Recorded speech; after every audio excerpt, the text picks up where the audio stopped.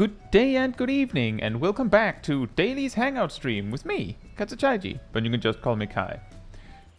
So, sort of, per some people asking when it would happen again, and I'm like, it's just dailies. Is that interesting? But some people enjoy hanging out and doing some dailies. So we're back to this. Now, as usual, the game plan is basically we work our way down through the daily roulettes. The ones that we're skipping is main scenario, guild test, mentor, and frontline. If we make it to the end of the list, we might do Sand Oreo.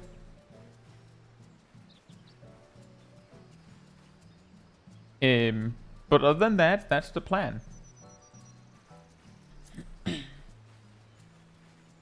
That said, hey Talima, hey Rost, hey Sleepy Vlad, is everything alright with you? Hey Zeros, hey Zaf, hey Lana, hey Aradel, hey Lechor, hey Naomi, hey Nox, hey Agent Monica, hey Ilya, hey Gazel, hey RC3000, hey Tubby, hey Tina Lee, hey Hakarai, hey Sally, hey Kay, hey Mistel, and hey Mew, hope you're all doing very well. Hey Dan, hope you're doing well as well.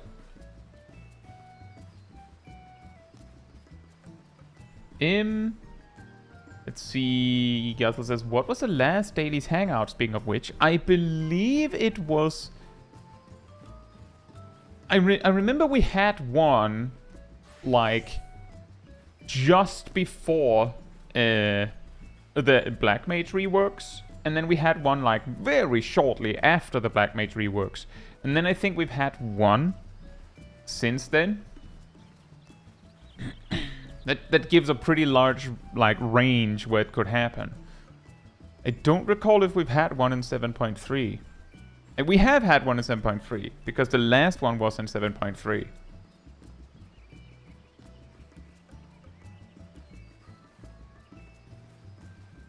Slipped at work. That's not good.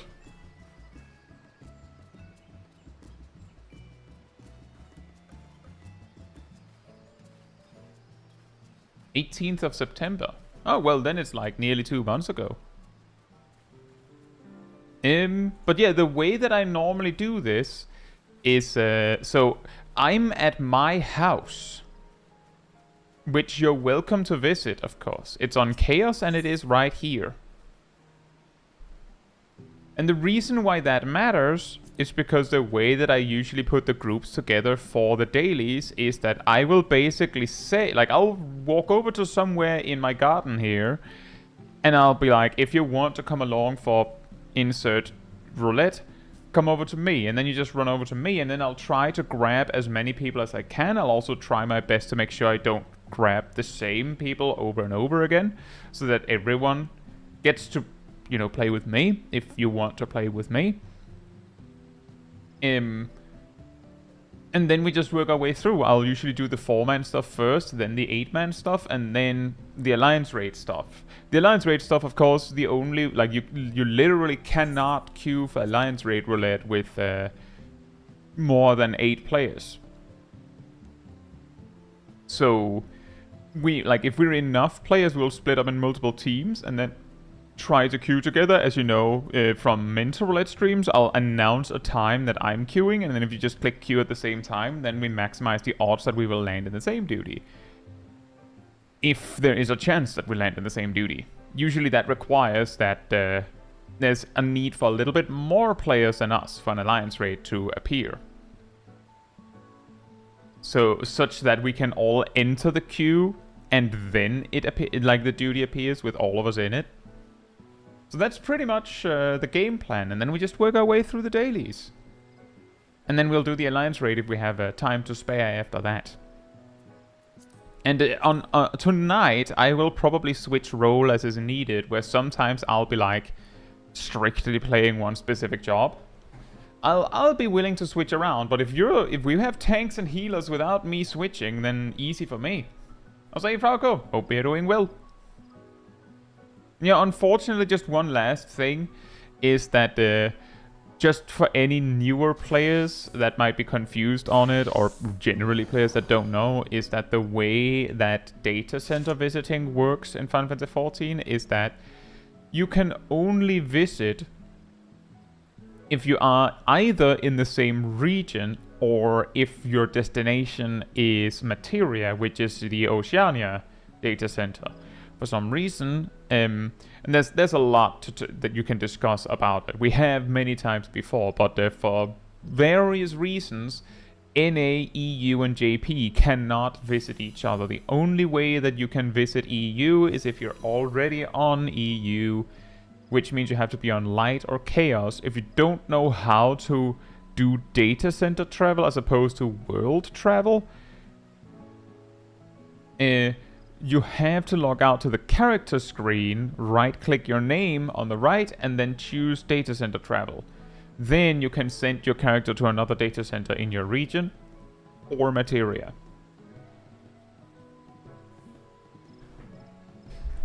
Now, with that said, yeah, or you can just level an EU character. There you go. Like that is your last option. With that said, yeah, I would also link to the I think I believe it's a short I have. It might also be a whole video. I do think so, because I normally don't put hashtags in video titles, usually only in the shorts. Thank you, Ardell. Now, that said, if you would like to join me for Expert Roulette, come on over to me.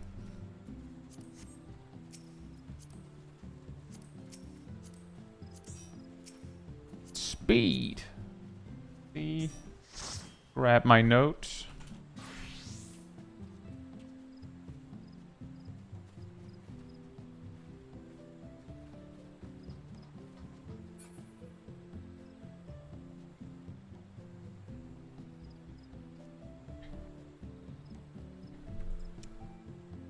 Rust is making a second group over there if anyone else wants to go.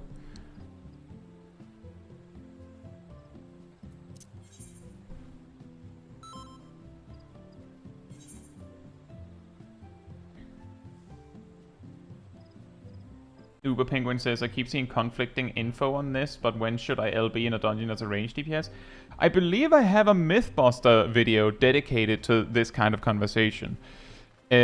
Limit break in a dungeon context is best used by using it very aggressively.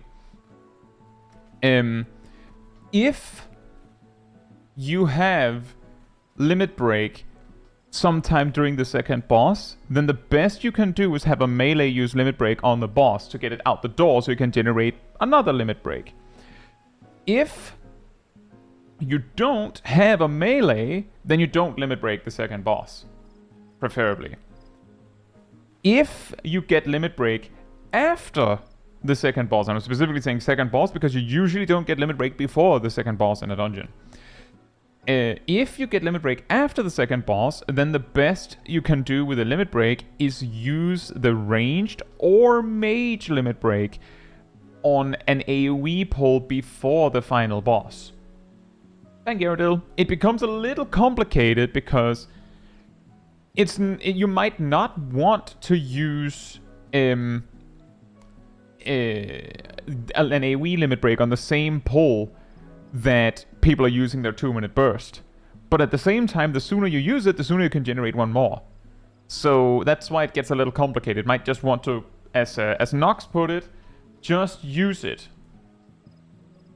There is a little bit more confusion to it all, because mage limit breaks do slightly more damage than ranged limit breaks. So if you have a mage, you might prefer to have them do it.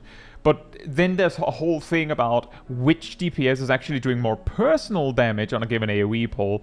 And also, if you're ranged and the other DPS is a mage, and you don't have voice comms, and the mage is not using limit break, then waiting for them to do it, or telling them to do it, did take so long that it is better that you had just used it.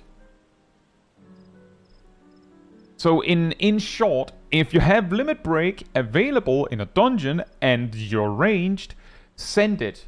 If you're not in the middle of a burst or something, just send it. Get it out the door. And if someone complains about it, some weirdos do, refer to what I said in my Should You Sprint in Dungeons video. Sometimes you'll be in a party of lunatics.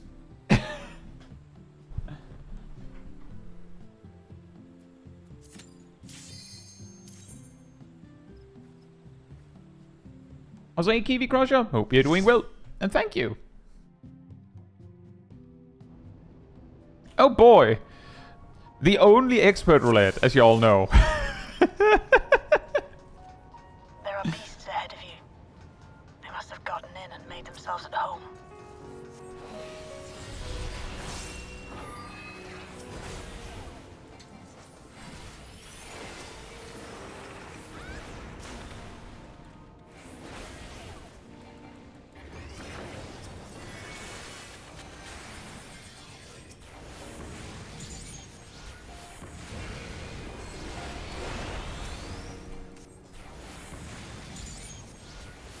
But there are some players that believe with all their heart that Limit Break is only to be used for bosses.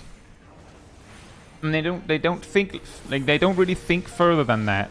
There should be an access hatch nearby that leads inside. The reason why that becomes a problem is because they root that opinion in nothing.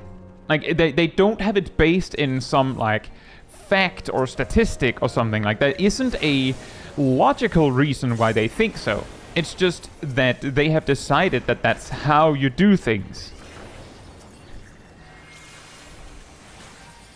So the thing is, if they start arguing about that, you will not get them to change their mind by showing them facts. Maybe some of them, but most of them will likely just disagree because, well, as I said, their original opinion had nothing to do with facts and logic.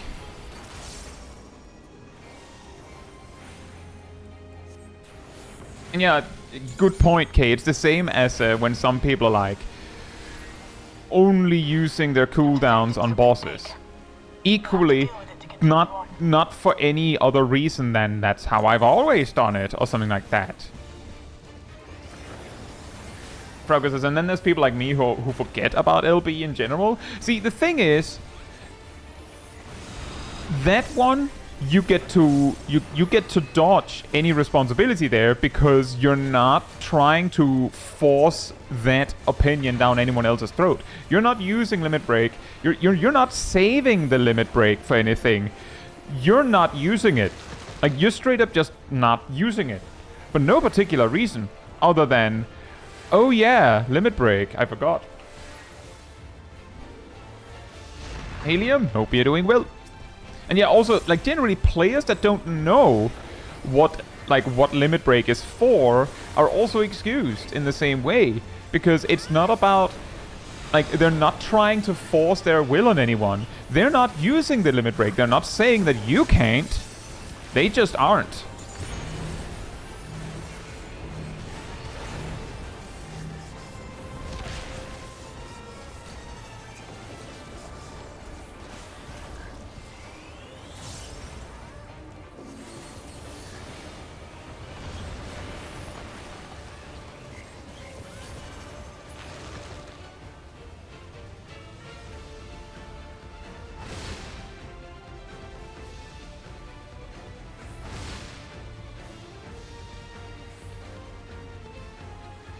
Yeah, that, as Raug also said, there are definitely some players that will not use Limit Break because they'd rather not. Like, because it's boring.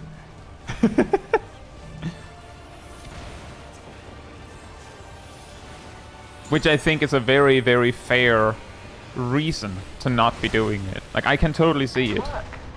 Now, proceed to the access hatch and head inside. And also, on that subject, I also forget to Limit Break quite frequently. Because, well, I mean, I have usually been a tank or healer main in the past, so whenever I'm DPS, it kind of sneaks up on me, and you might be like, but haven't you been a black mage for like an entire raid tier? Yes. But old habits die hard.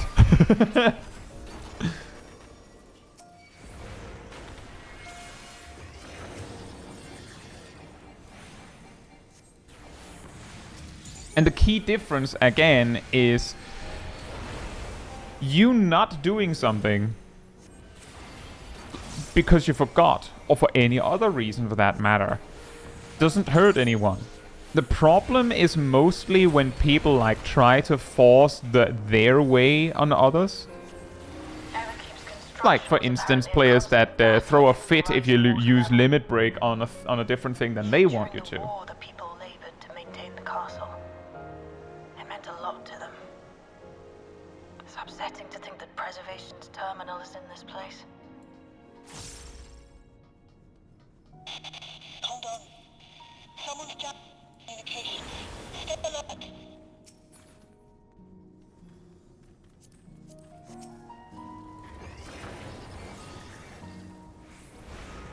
I'll say on that one, Saros, that I have seen enough DPS and healers die for really, really stupid reasons in the context of Alliance raids because the tank didn't have their tank stance on.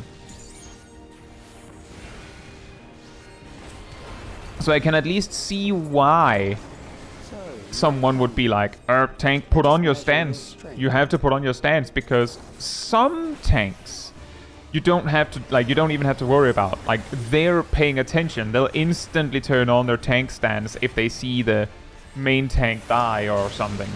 Like, you don't have to worry about it. But other tanks are like, yeah, I'll get it. Like, I'll turn on my tank stance if they die. And then the main tank, or the current tank, whatever what you want to call them, dies. But then the tank that needed to turn on their stance was popping off or whatever, so now they just didn't. And guess you die then.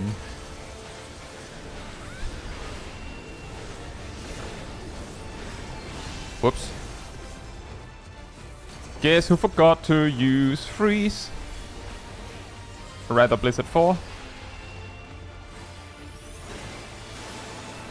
Fixed it.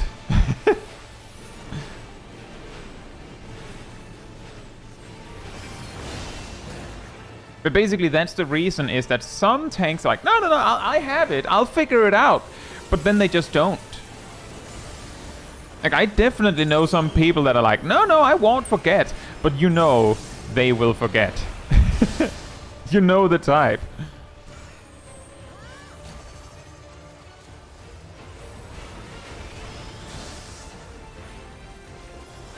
What happens to the other 49 soldiers? I think it's called S0.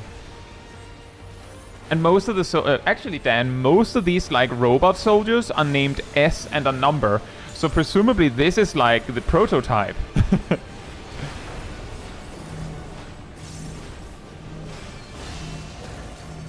Or the original even. Hey Seraph, hope you're doing well. That was hardly a challenge, I see. You will show me more. I bid you press. Show me more.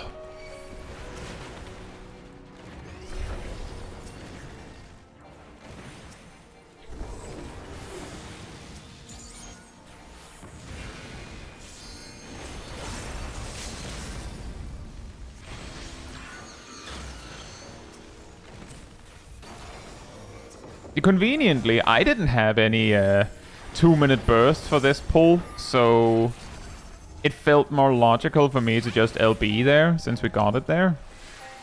Like, speaking of when do you LB? Hey Mizu, hope you're doing well.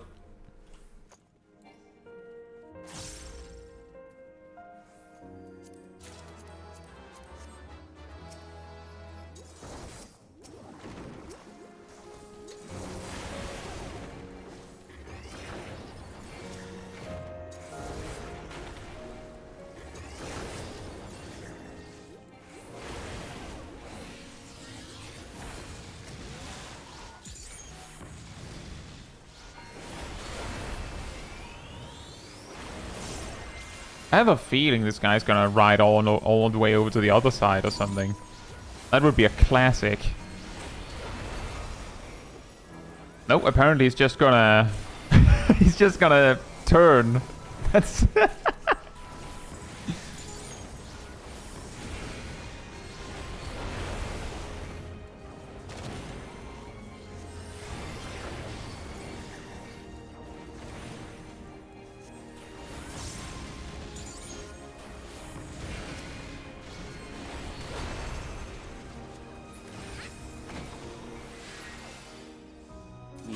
untroubled thus far. You are But untroubled perhaps thus far. something that may test you yet. Zab says he always stays there if he's closest to the door. Fair enough. Sounds like everyone agrees on that one. This machine has long guarded these crumbling halls.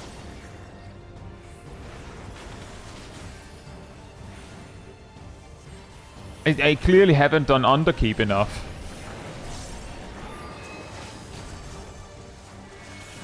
How will you handle this?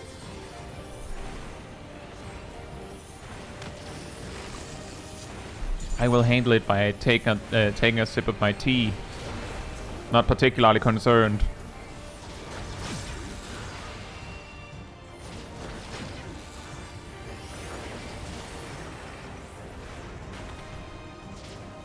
Let us introduce more weaponry.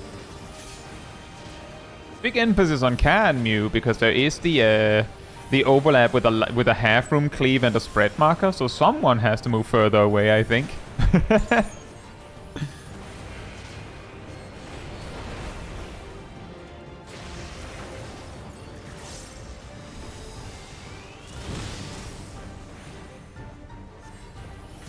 Let us see what this yields.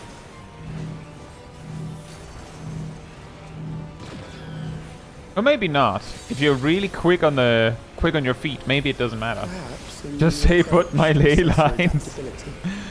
Oh man. I will say Black Mage is very mobile. I feel like a lot of the complaining about needing to move from Black Mages is like propaganda to make sure they keep their status as the job that doesn't have to move for anything. Also true, Warrior can solo this. If I could recall correctly, this was one of the easier Still ones alive. in How Dawntrail. unfortunate.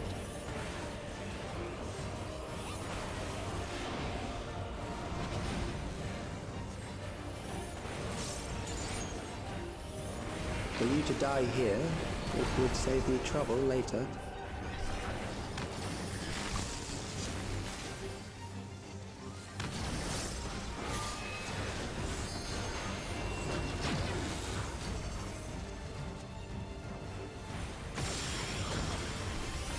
Oh!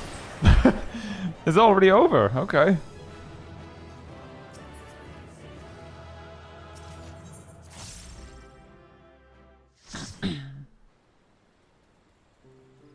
Because this level 60 Black Mage is the true immobile job. Yeah. You don't have very much there, but you still have more than what you used to because Firefall is shorter now. Hey Blah and Asymmetricon and Mary Paiva. Hope you're doing well. And thank you so much, Mary.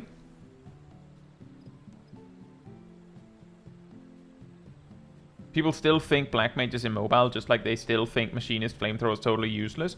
Very true. There's a lot of things with Final Fantasy XIV where I feel like there's a lot of players. I almost said people rather than players, not that that should make a big difference, but a lot of players that act like Final Fantasy XIV isn't like a time bubble and nothing changes, which is actually extremely hilarious because a lot of the problems a lot of players have with 14 in recent years even is that it changes so much. I feel like I think I've mentioned this once before, but that I've also noticed that there's a large amount of, and the reason why I was going to say people instead of players is because I've noticed there's a substantial amount of people that interact with Final Fantasy XIV in conversation that act like they're actively playing. Like they won't clarify whether they are or are not without being asked about it, but they'll discuss as if like their data is up to date. But then when you ask, they're like, oh yeah, I quit in Endwalker or in Shadowbringers or something like. Well, that explains why you think the way that you do. Like that certainly clarifies a lot of things. Sometimes there's also people that have like opinions on things where they haven't actually done any research. That's always funny. Like one of my favorite kind of actually positive exchanges on this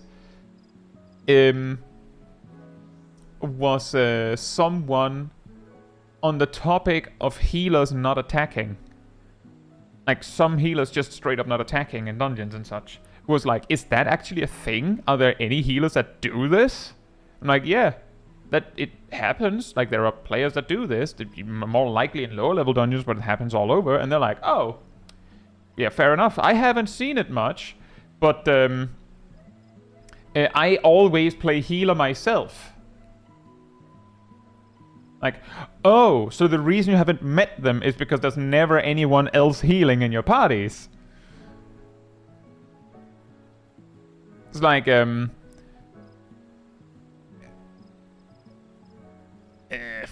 I don't know. Oh, Final Fantasy XIV exists for PlayStation as well? I never checked. Like, yeah, okay, well that explains a lot. I'll say, Falulu, hope you're doing well. Ilana says, I found one healer like that in Fellowship today. Well, was it a Vigor or a Sylvie?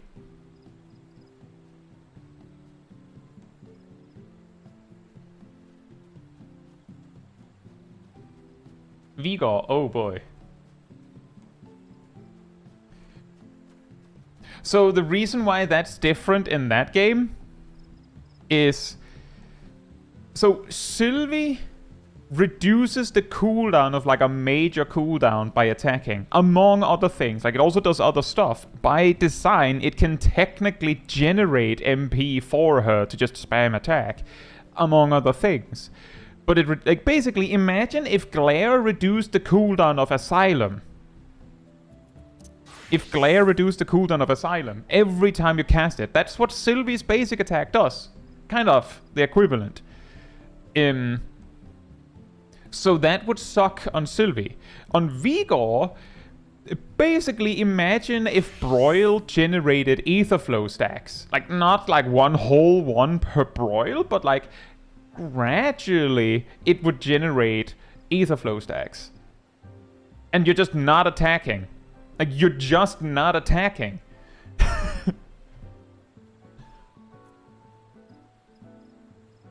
That would mean that you're, like, if you're just standing around, like, there are times like that, like, Professor Oak going, like, there's a time and a place for everything. There is a time and a place for things like that. Like, if you don't actually have any MP left, but even then, the basic attacks of the healers in that, in Fellowship cost so little that if you can't afford that, well, then you're not casting, like, if you can't afford that, then there's something is wrong, because they cost so little that it won't even be a blip on your MP region. Like, relatively speaking, it would be like if Broil cost, like, 10 MP, maybe 20.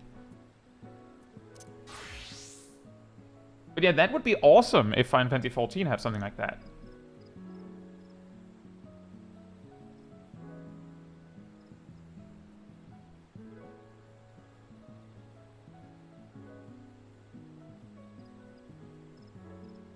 How do you get away with that? What do you mean, Sally?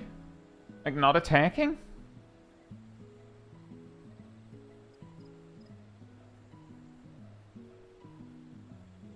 Because this thing 14 has is the Sage thing, I suppose? Yeah. The closest 14 has to healers attacking generates resources is Sage healing. And Cardia is like... You know, it's funny. I have a video in the works about this topic. And Cardia is like, it's so boring that most sages just park Cardia on the main tank and call it a day.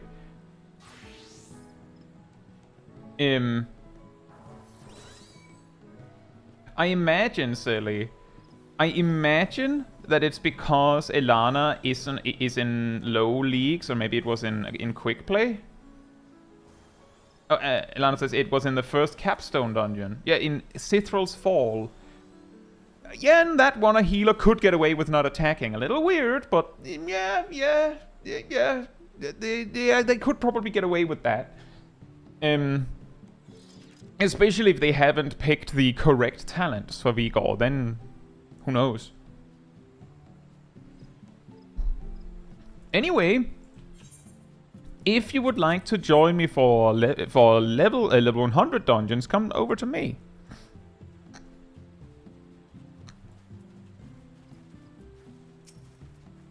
Let me see here.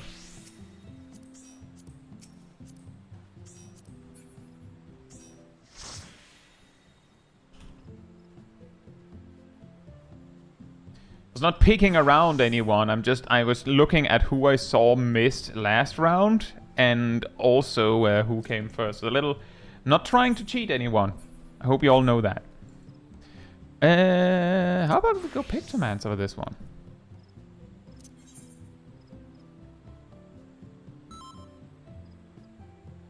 Also, tank and other DPS was good. Yeah, that would change a lot. That would change a lot.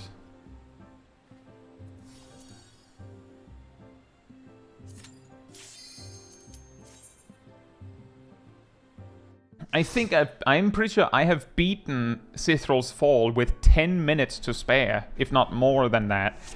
And that's of course with everyone bringing it, but with that much time, you could probably have a player basically do nothing. Like, as long as they do whatever utility they need to do, then you should be able to win and still make it in time.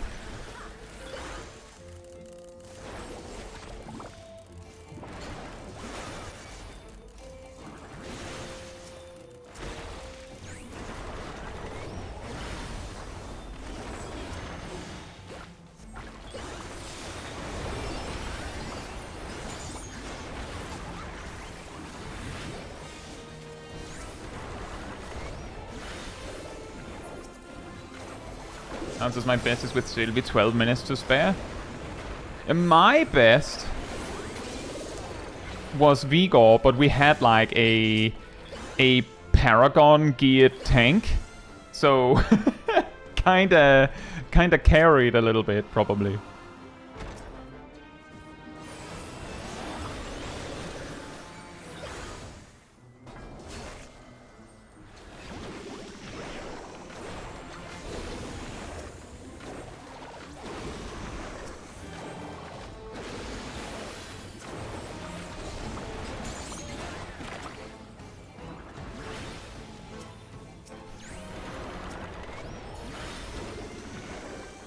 Ugh.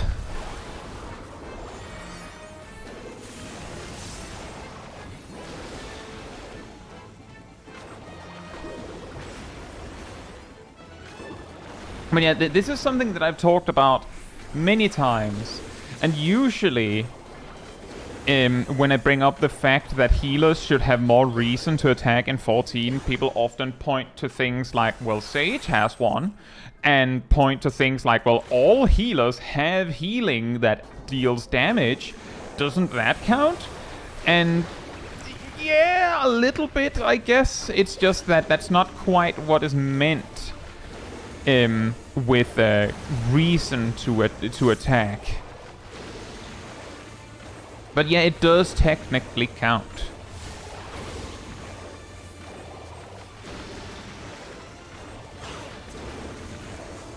Oh man. This is going to be the worst possible time for my burst to come. I should have saved that.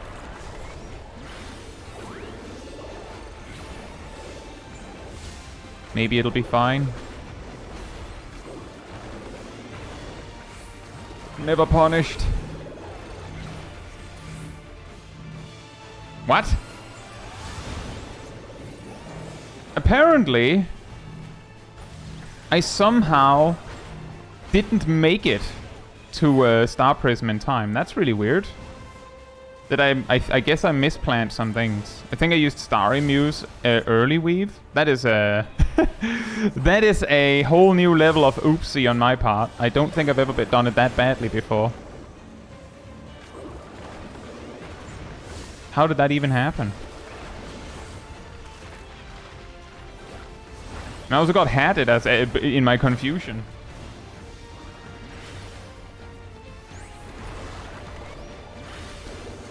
What healing damage does Scholar have?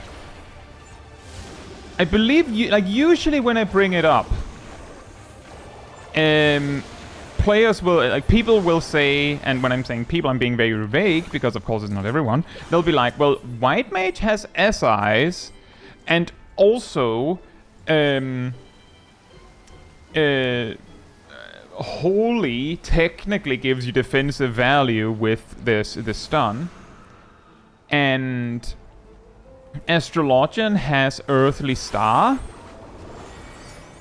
and Sage has the whole Cardia thing.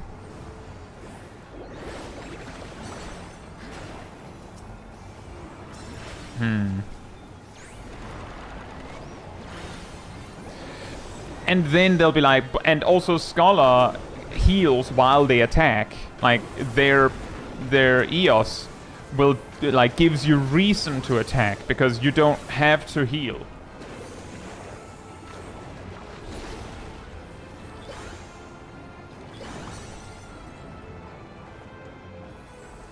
But it is like cases where it's like, depending on who you ask, what counts and what doesn't count. Like in my book, like the way I look at it, I'm like, yeah, sure, technically, SIs is an attack that also heals, but show of hands on who uses, who specifically holds SIs to heal with.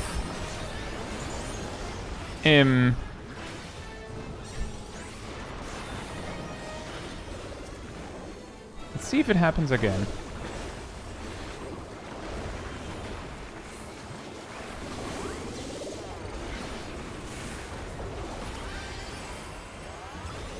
Yeah, like only a second or two at most, because SIs also gives you MP and also does a lot of damage. It does more damage than Glare.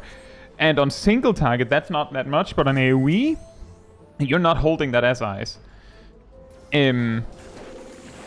Like, it does too many things for you to hold it just for the healing.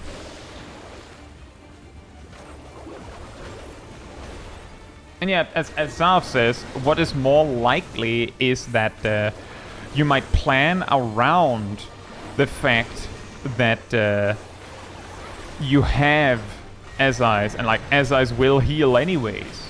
But you're probably not going to sit on SIs for a really long time to be sure you have it.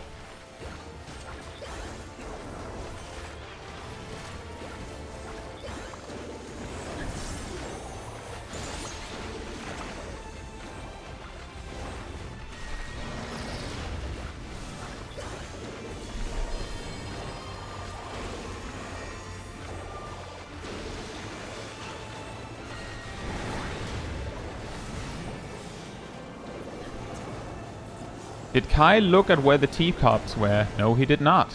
He will hope that his team didn't just go to where he is because they trust him. Oh boy. Let's just say that was planned, right, Mizu?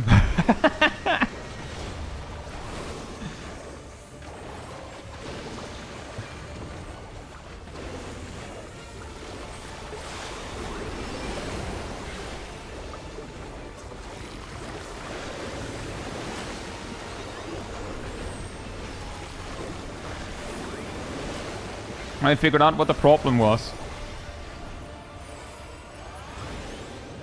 I think I fit too many 1, 2, 3s in the burst. That's why.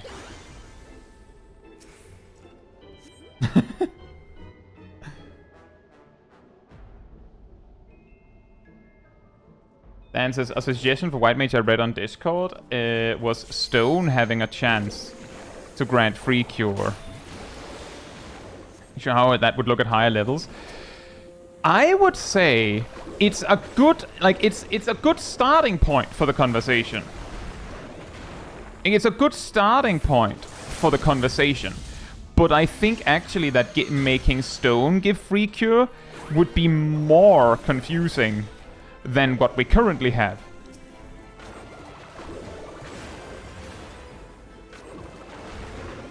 Which is why, like, I'm leaning towards, like, I'm looking at... Missile says, did you not talk about this in a video in the past? Yes, I did. I'm pretty sure I even said that that could be a bad idea in that video. Is it? Hope you're doing well. Exactly, looks. Exactly. That is precisely what I'm thinking of. Is that what's gonna happen is that players will feel compelled to spend the proc they have. So you'll see people just use Cure 2 because, well, it's free, even though they didn't need it.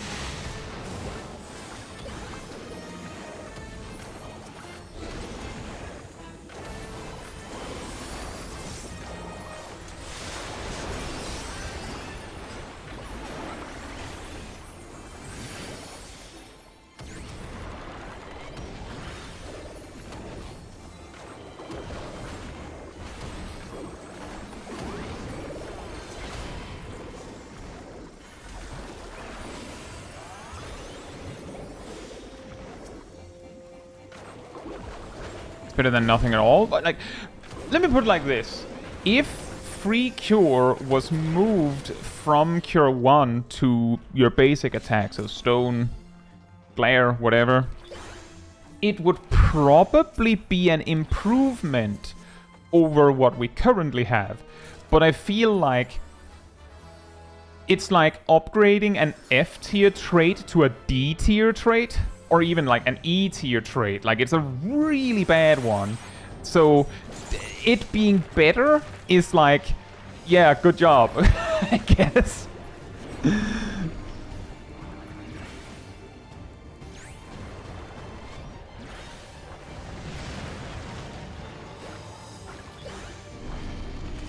And the funny thing is, like, if we go back to the idea of, like, of the what if glare reduced the cooldown of Asylum, which I used for explaining Sylvie. If you made it something like, oh yeah, actually using glare generates Lily. Like, it moves the Lily gauge along a little bit. Like, that could work, but then you have the whole, like, 2-minute burst alignment and all that. Like, it's not really as important for that, but it might just mean that this thing that is supposed to be good is, like, it just messes with everything, and it's just... Players would rather not have it.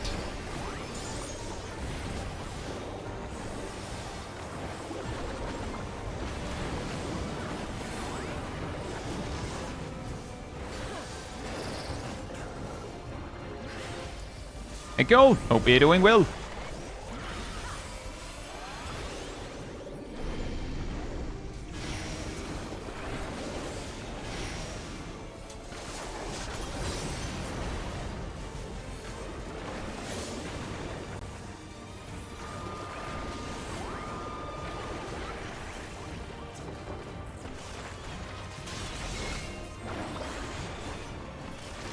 Energy Drain having a healing component is one of the funniest random little details.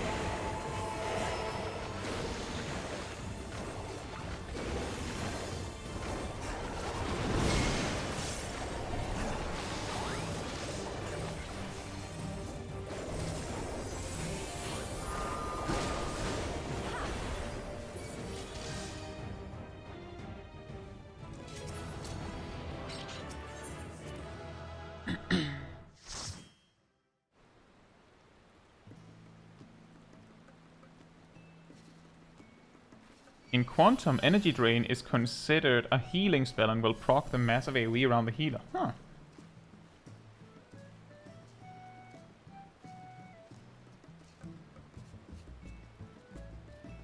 That is quite interesting. You mentioned it too. That is pretty funny. An additional fun fact. Some older, like some older gamers of Final Fantasy XIV that has been around here long enough might not even remember this. But then the rest might not even realize this. Sometimes it comes up in discussion that people are like, why? Like, can't Energy Drain give us something? Like, how about it gives us 500 MP or something? So that it has like a quote-unquote defensive value to it. Because obviously the healing isn't really considered relevant in that context. Before Endwalker, Etherflow, the button that gives you 3 Etherflow stacks, only recovered 10% of your MP. Not 20, 10%.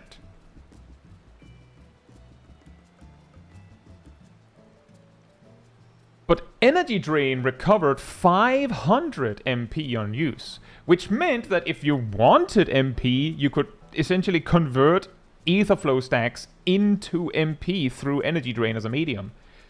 Which is extra funny because in Shadowbringers, which again, before Endwalker would be Shadowbringers, the reason why there's some weirdness with differences between Summoner and Scholar back then. Because before Shadowbringers, both jobs generated Etherflow by pressing Etherflow. And both jobs could spend Etherflow on Energy Drain as a way to do some damage, heal a little bit, and generate some MP. The thing is, Summoner didn't have any reason to do that, like 99% of the time, at least by Stormblood, I believe. And the only reason Scholar would is because they didn't have Fester. So why would you? Like, the only reason you would is because you don't have anything better. So come Shadowbringers, they change Summoner. I believe they made it so that Bane doesn't cost Etherflow anymore. It's just a pretty short cooldown. And then they made it so you only get 2 Etherflow stacks at a time. But then I think they also made Energy Drain a 30-second cooldown, and then made that the thing that generates Etherflow. It's quite a big change. But because Energy Drain had that purpose in the Summoner toolkit, they removed Energy Drain from Scholar. And then a lot of Scholar players were very frustrated that, like, what do I do with Etherflow I don't need?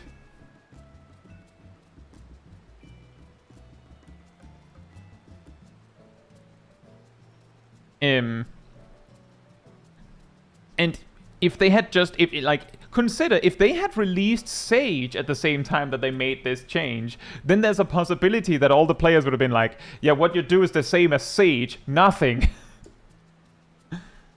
Before Endwalker, just reiterating Rust, Etherflow gave 10% max MP recovered, while Energy Drain gave essentially 5%. So you could get 25% if you spent all your Etherflow on Energy Drain. So technically, Scholar had the ability to have more MP back then than they do now.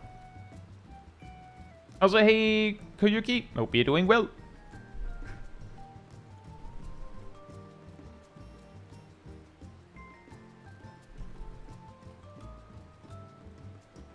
And yeah, by current standards, so Dawntrail standards, Sage is rank 2 in ability to generate or save MP.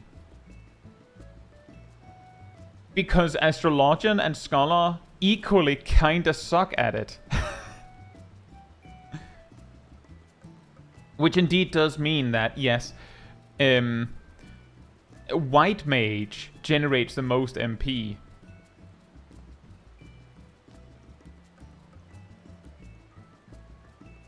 Exactly as Symmetricon. No one can match the raw potential of Thin Air. Like, it of course, like, balances out because White Mage also has Presence of Mind. and White Mage also has the most expensive heals, so it's not that imbalanced. But there is something to be said that White Mage used to be considered the worst at MP management.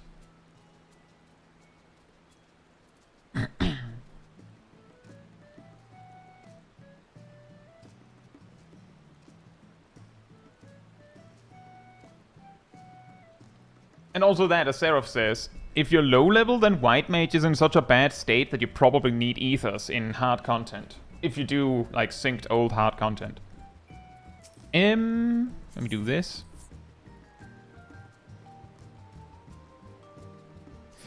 And if you would like to join me for high level dungeons, come on over to me.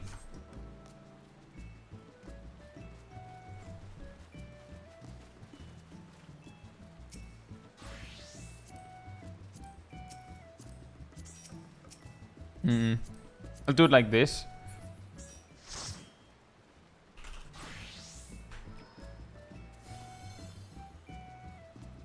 Wait a minute. Hold. I made an oopsie. Nox hasn't had a turn. Monica has had a turn. Sorry about that.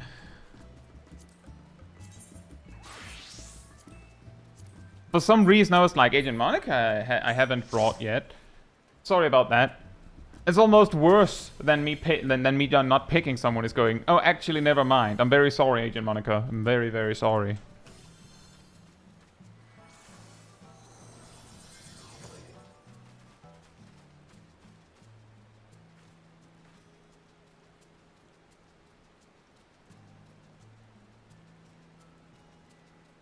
You should make it interesting and have everyone just use the job they join you on and roll with it.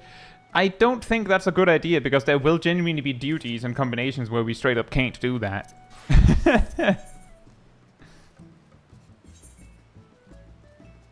So it could have been funny. We have actually kind of done something like that in the past. Again, I used to do dailies streams where I was playing a specific job or role. And when I did that, I would usually put like, oops, all insert job in the thumbnail. Which has led us to try and do essentially expert roulette as 4 summoners. And we almost made it.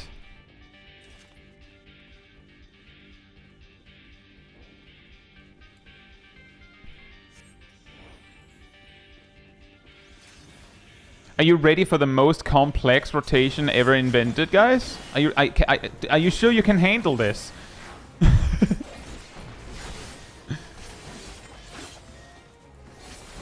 Are you sure you can handle the power of this?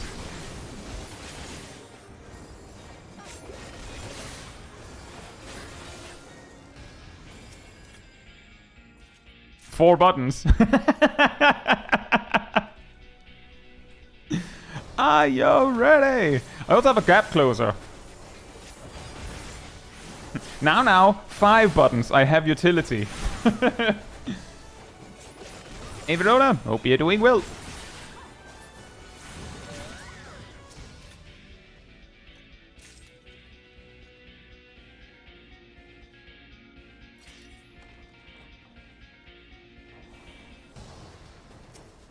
The utility that Viper is famous for having. Yeah.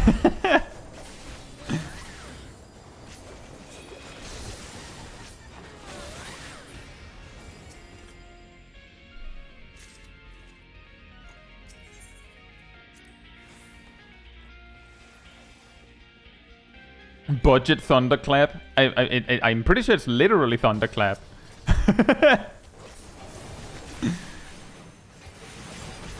It's actually closer to hey, can I copy your homework? Yeah, but change it a little so it's not too obvious. Make slither.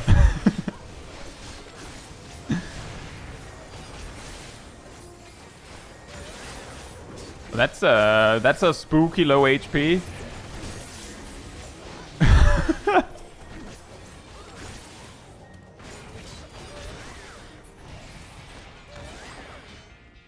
Yep, that sounds about right, Lux. That is the classic almost every time I'm like, okay, I'm doing Mentor Roulette. The next duty I'm doing as Pictomancer. I may have gotten like several high-level duties in a row, but the moment I pick Pictomancer, the game is gonna go, okay, Sastasha.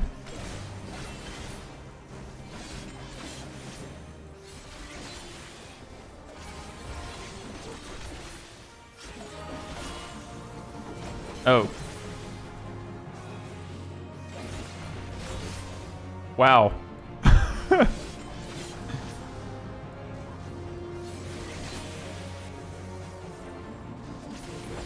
Oh, that explains a lot. Nox says that the reason why K got so low is because the Benediction landed on the White Mage. Buckman is a Pictomancer magnet. Yep. I'm sure you'll do it, Verona. It is a big difference.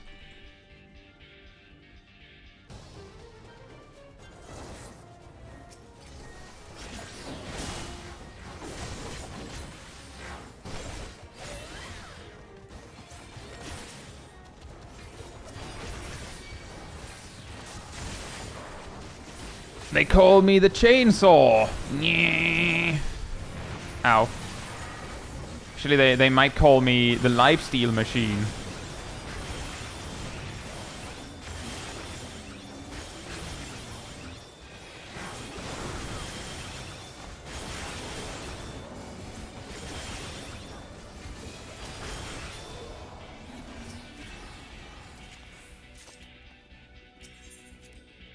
Like, this is actually a very good example of, like,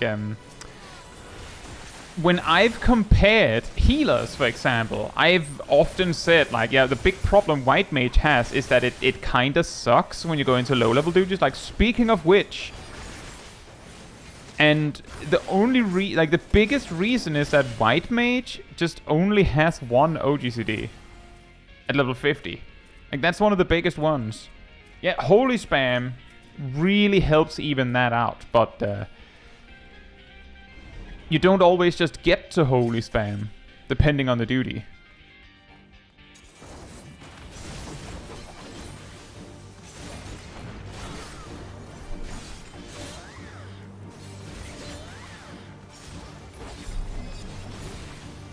White Mage is still kind of bad at 70. Yeah, the big thing that White Mage could really use is some Lily spells at an earlier level. That would be nice. And when I say some, I mean some, because there are exactly some healing Lily spells. Yeah, and sometimes when you do a low-level duty, you don't have Holy.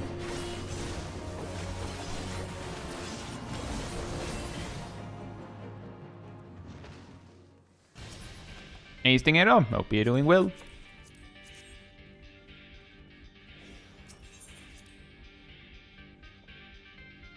Move the AoE Lily heals below 70. I would even say go as far as to say below 60.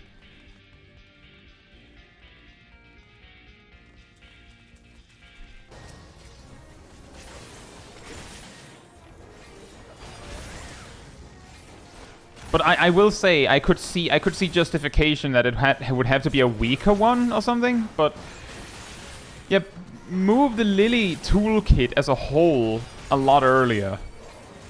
Also, it's kind of strange with how insanely, like, central to the White Mage experience at higher level. It's kind of strange that both Afflatus Rapture and Afflatus Misery are just, like, spells you learn during the leveling experience. Like, you don't get them as, like, capstone buttons. It's just in the middle of like level 74. That sounds like a good time to get Misery. Yeah, sure, why not? But this is going to be fun.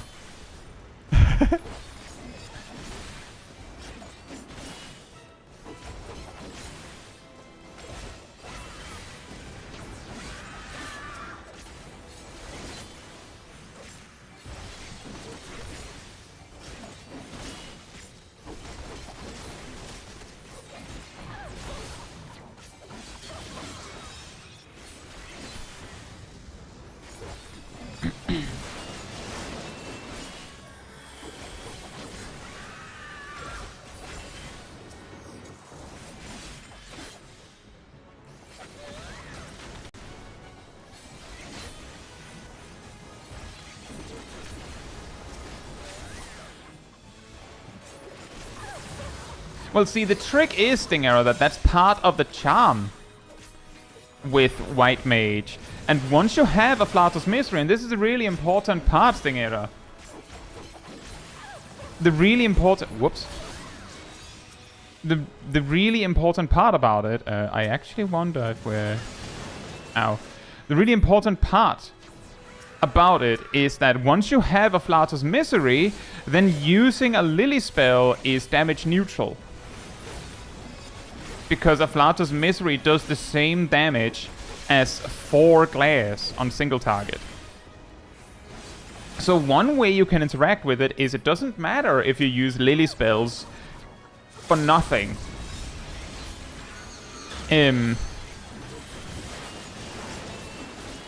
Because like the damage is the damage lost is refunded. And the other way to play around it, as you said, is just use them in between pulls, and again, that is an optimization. Like, that is a way to play around it. Verona says, S-Ice is okay for MP management? No, with the exception of Lucid Dreaming. See, the thing is, Verona, S-Ice does everything for you. It does a lot of damage, it does a lot of healing, it regens MP, it cooks you dinner, it walks your dog, so you use it on cooldown.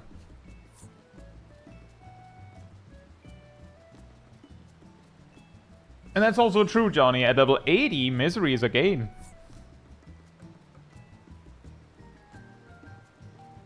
That is true. You do now, Naomi.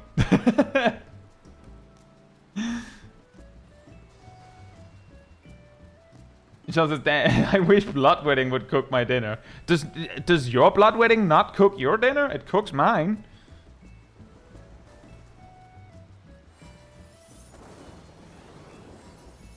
It was mentioned of swapping S-Ice with Rapture. Oh, see, so here's the thing, Verona. When we talk about White Mage's MP management, the moment you have Afflatus Misery, your Lily spells become MP management tools. And, as a matter of fact, they actually provide more MP management capability than S-Ice. Because... Let me show you. Let me explain. As I said, Afflatus Misery does the same damage as 4 glares. At certain level ranges, it actually does more.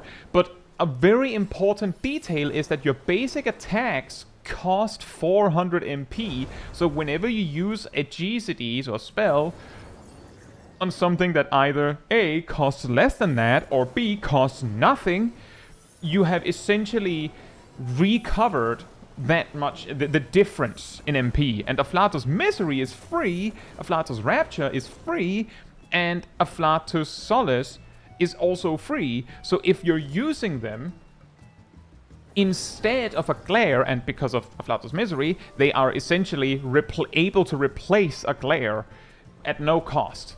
It means that every 20 seconds when you generate a Lily, you have 400 MP saved right there. And whenever you spend 3 Lilies, you get Afflatus Misery on top, which also saves you 400 MP. So every minute, the 3 Lilies you generate every minute saves you 1600 MP. By comparison, using S-Ice exactly on cooldown, and that's a little harder than just making sure to spend your Lilies as you get them, because they have charges, S-Ice does not. If you used S-Ice perfectly on cooldown, it would save you, or it would recover you 750 MP per minute, which means that once you have like the whole Afflatus Misery engine, it saves you over... It effectively, indirectly recovers over twice as much MP as S-Ice does.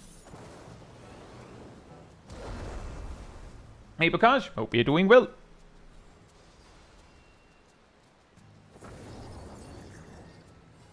So if you just make sure that Afflatus Misery is learned at a reasonable level, then Rapture and Solace themselves become MP management tools.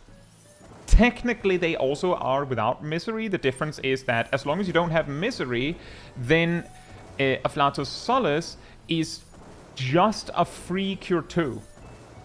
And Afflatus Rapture is a free Medica 1. Don't know why you would want to use that in that specific context, but hey, technically. Anyway, I'll be right back, and then we will continue the dailies. In the meantime, Manatee restored. Jose Brandon, hope you're doing well.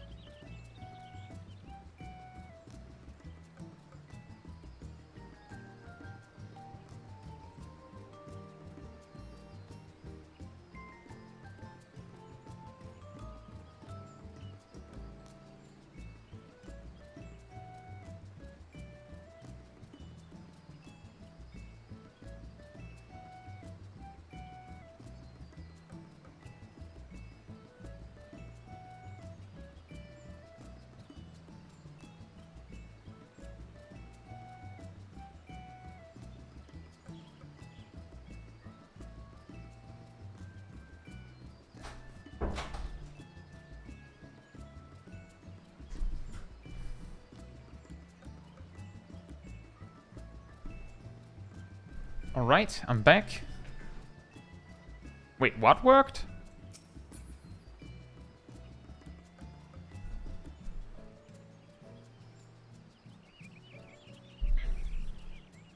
Hey, Flims. Hope you're doing well. It's not, oh! Not raining anymore. Finally!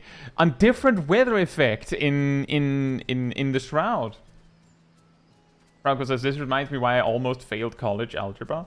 Well, I guess this is this is your funny reminder that that I'm a mathematician.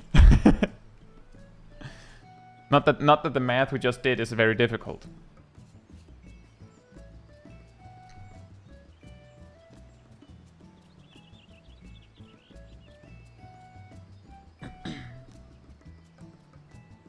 What in your opinion is the best healer ability mechanic in 14?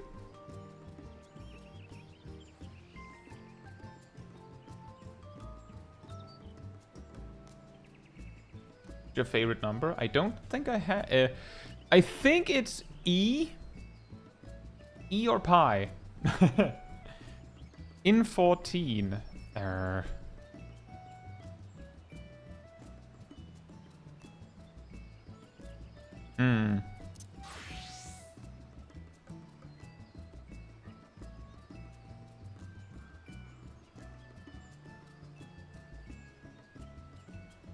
If your favorite color isn't pink, I might be shocked. It is.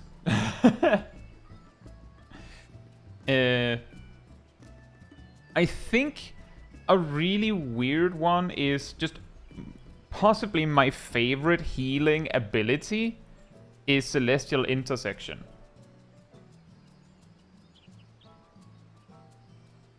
Hey Rumple, hope you're doing well.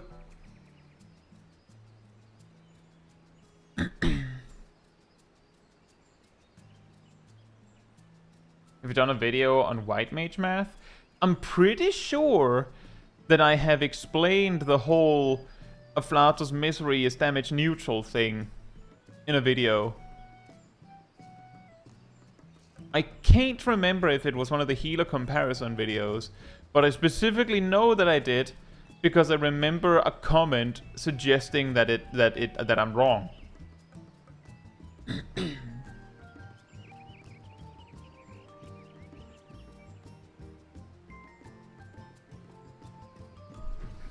But the thing that I really like about Celestial Intersection is just... it's so simple. And it's very easy to forget. But if you actually use this on cooldown in certain duties... again, a lot of duties actually. If you just make sure to use this when you have it, it actually can massively reduce your workload as a healer.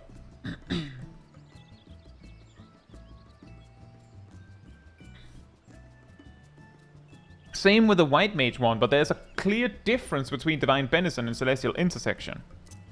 The difference that I'm going to latch onto is Divine Benison does not heal at all, which does mean that even if you use Divine Benison perfectly optimally, any HP lost you will have to handle differently.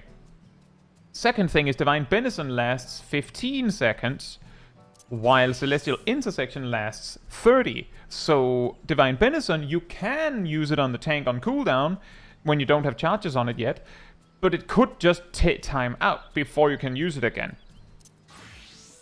While Celestial Intersection, if you just send it on the tank whenever there isn't one, then the worst that can happen, like the only way you can goof it up is if you cast it twice in a row and then you override it. Hey Lone Wolf, hope you're doing well. I don't know, Agent Monica. I'm guessing it's because you've needed those digits more. Anyway, if you would like to join me for leveling dungeons, come on over to me.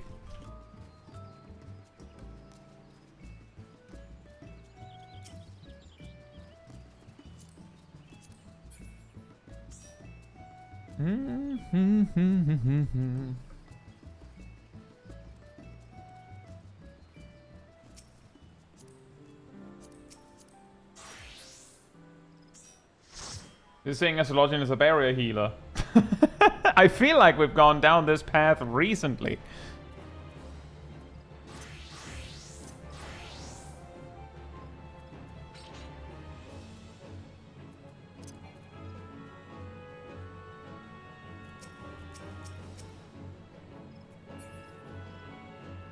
Can you reset your enmity on the dummies now, Monica?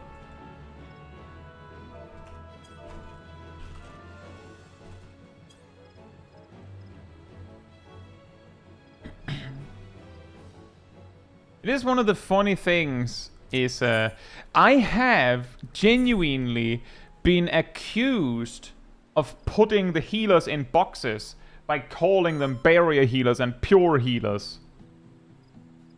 When I'm like...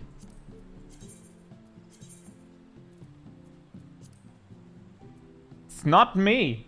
It's not me who invented those. I didn't do it. Exactly, Sally. I've also been accused of making... a long time ago, I was accused of making up the words GCD and OGCD.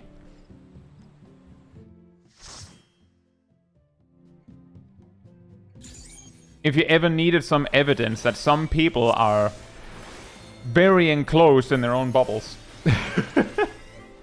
Coiner of the term GCD.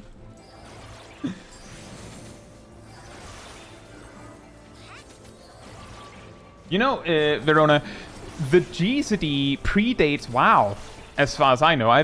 When I looked into it, I found data that suggests that the GCD originated from Ragnarok Online?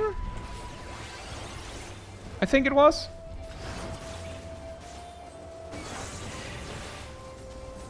It's just that because WoW is a significantly more popular game, it made the term more widely known.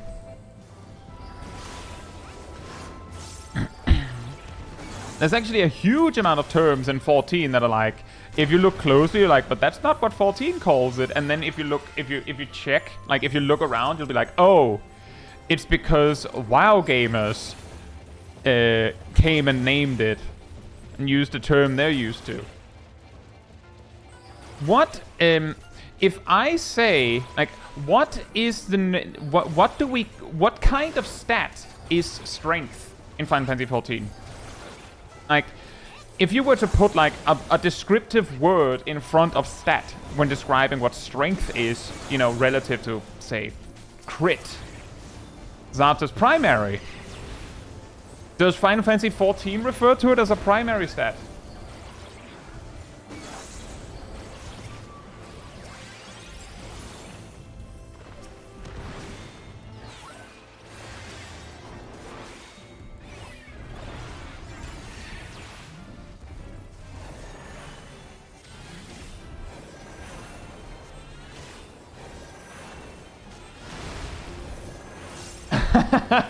Oh god, Kai is in direct live. Well, is that what you mean by primary stat? No? You see, the thing is, we all kind of know what we mean when we say primary stat. But if you actually check the character sheet in-game,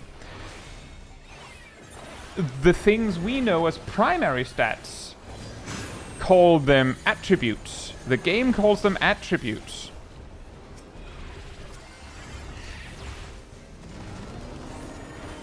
Similarly, the things that players often refer to as secondary stats, the game refer to as offensive properties, or physical and spell and mental properties, or even just roll. And they're not properties. Tenacity and piety are not properties, guys. They're just roll. I don't know what that's supposed to mean, but they're just roll. Do a barrel roll.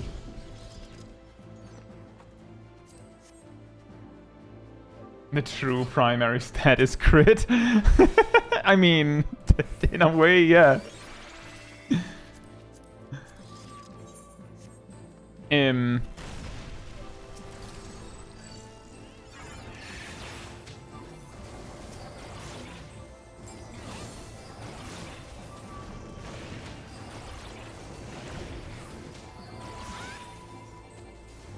What do you mean by that, Verona? Do you mean that the game suggested that you put on an item with tenacity on it?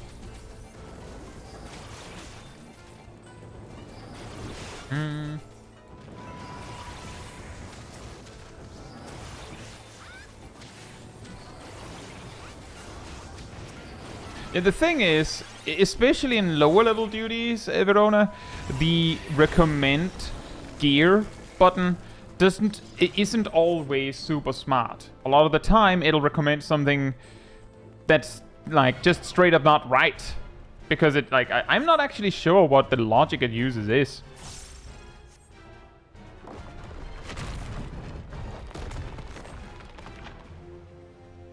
So sometimes you'll have to, like, when you use it in those level ranges, it doesn't really matter. So it's not like, oh, it picked wrong for you, so now you're screwed.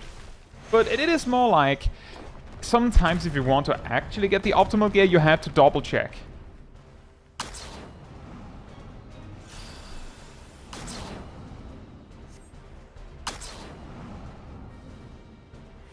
Was a bark shark? Hope you're doing well.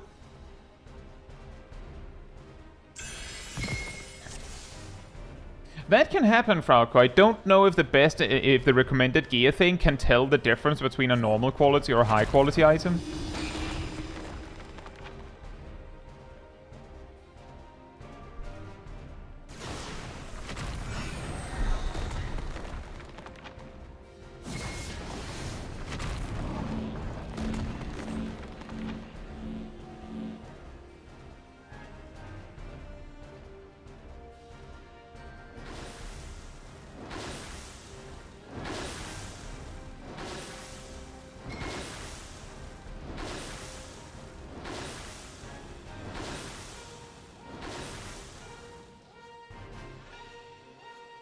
Heavy strike.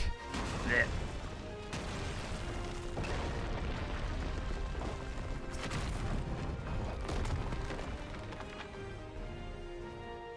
Yeah, you might be right that it's just counting stats.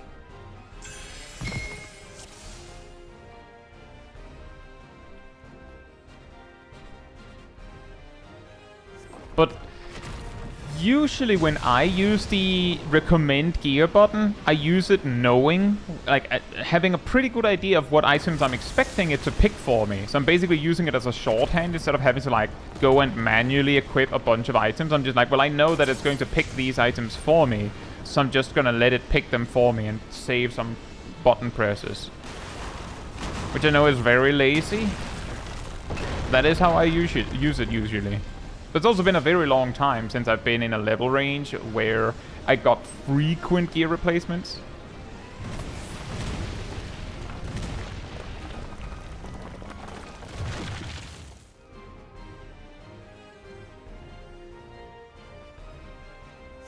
Ain't no pun. Hope you're doing well.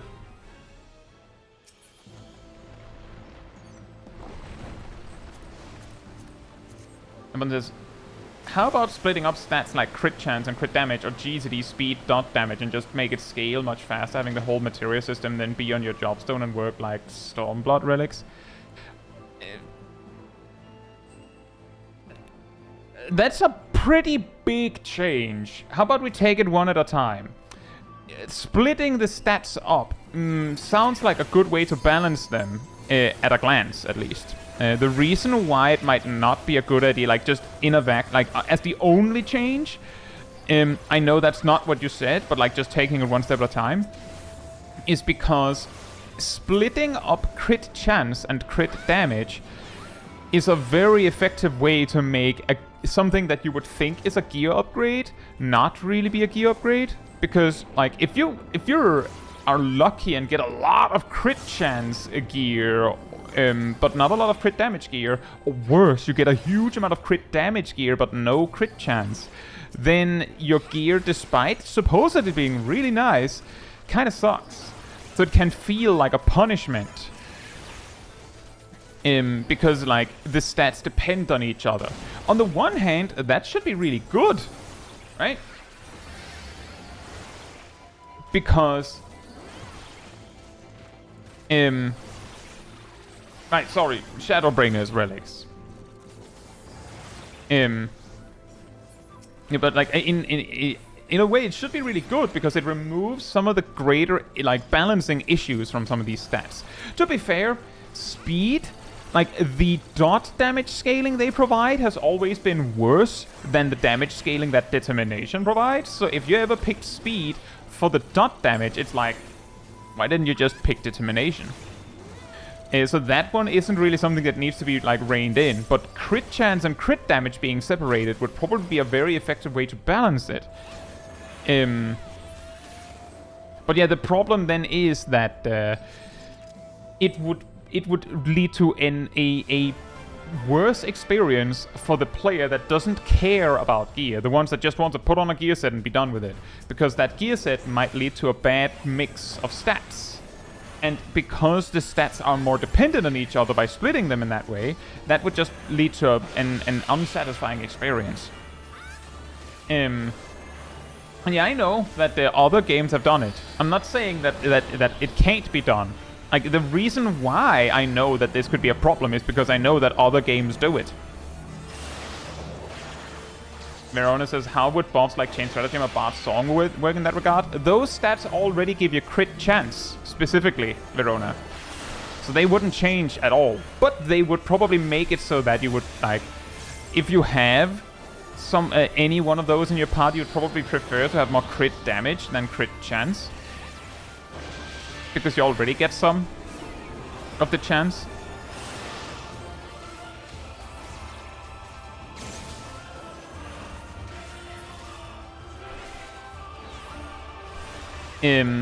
Now, the reason why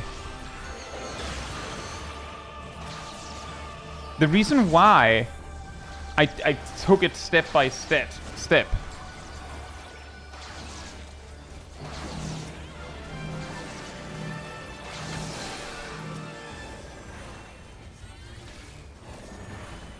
is because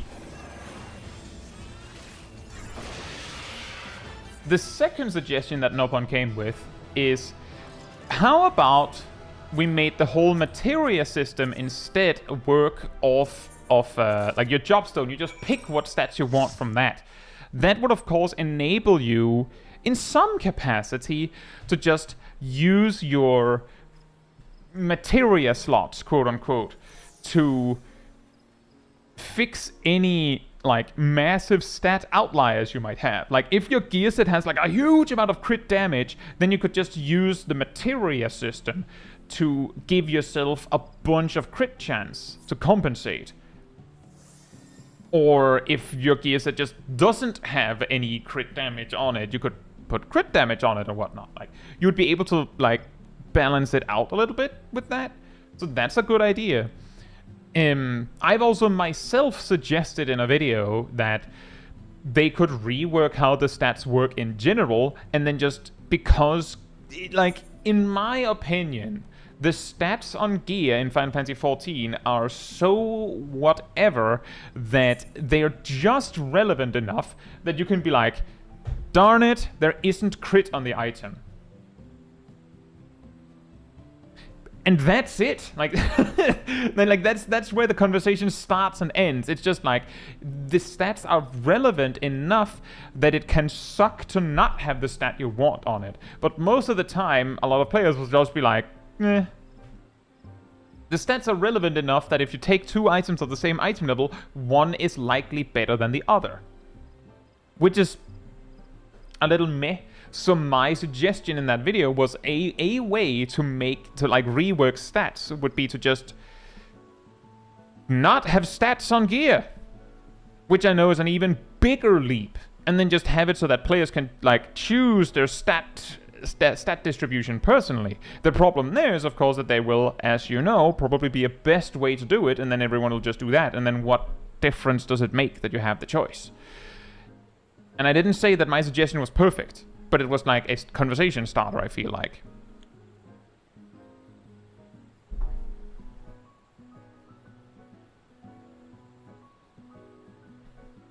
I'll say Boobermid and Shaq, hope you're doing well.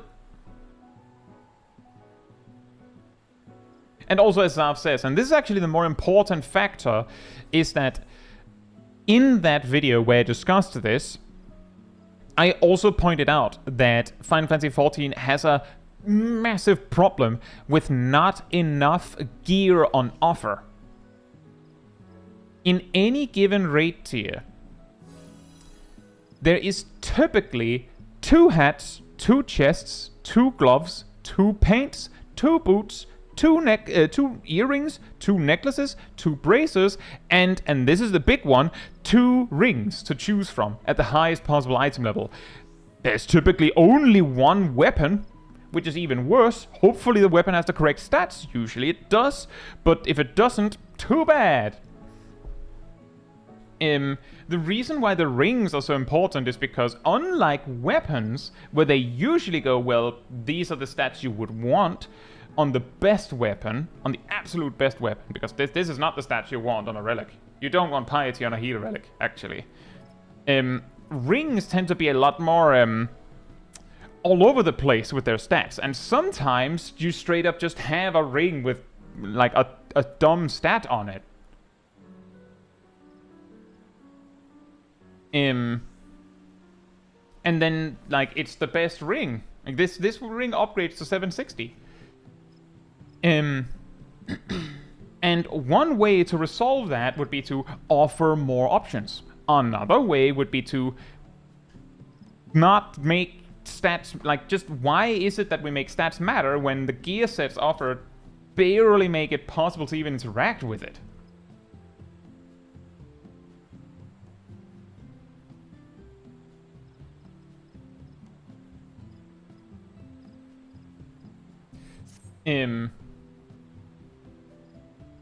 That's my perspective on it, is that if we don't want to make more gear sets per raid tier, then it would make more sense to just not have stats be very impactful, because it clearly doesn't matter.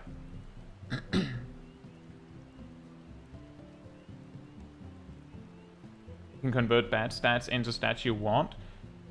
There's actually another relation there, Bakshark. Not to... I'm guessing it's EverQuest. World of Warcraft used to have a system called Reforging, where you could grab 40% of one of the secondary stats on a given gear piece and turn it into a secondary stat that isn't already on the gear piece. So, if you have a gear piece that has your second best stat and and a stat you don't want, you can grab 40% of the stat you don't want and turn into your best stat, for example.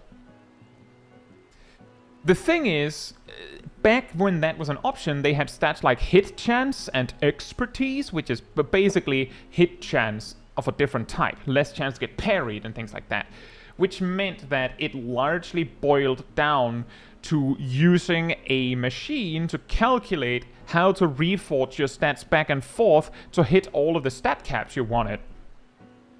Which kind of, like, the next expansion after people properly optimized that, removed reforging and removed those stats that you would want to perfectly optimize in that way. Like, just, well, I guess both of those things are stupid, they thought, and then removed it all. So A50 Cal, hope you're doing well.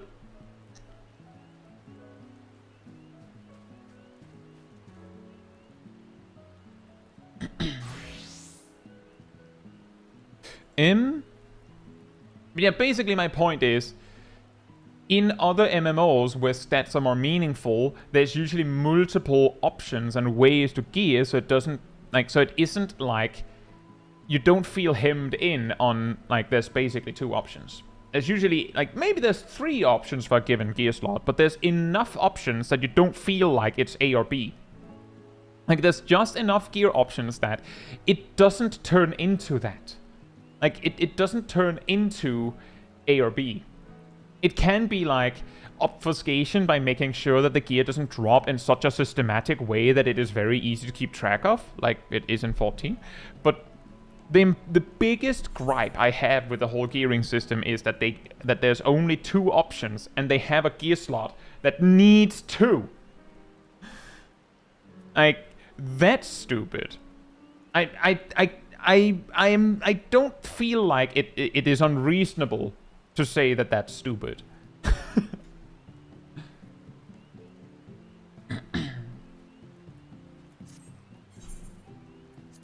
Oh yeah, we've gotten to the 8-man stuff. So, if you would like to join me for trials, come on over to me.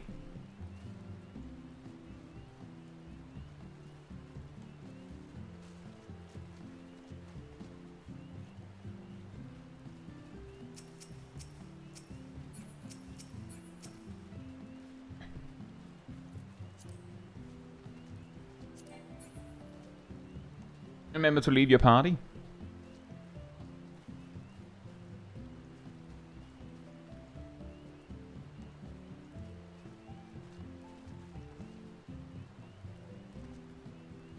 Abdul says I should make a daily roulette bingo as well. That could be. It's not like we do daily roulette streams that often, but maybe we're just not doing them again a lot. I don't know.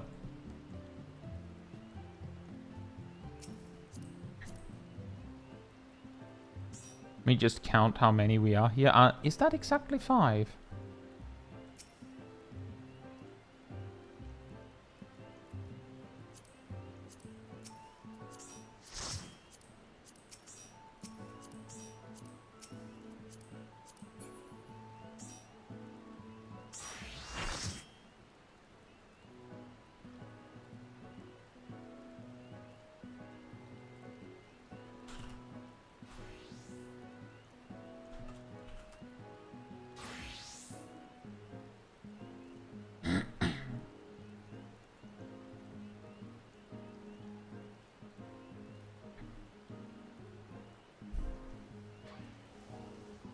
Rumble says, is it worth adding alternative gear sets or stat bumps since players seem to want to optimize the fun and uniqueness out of the game?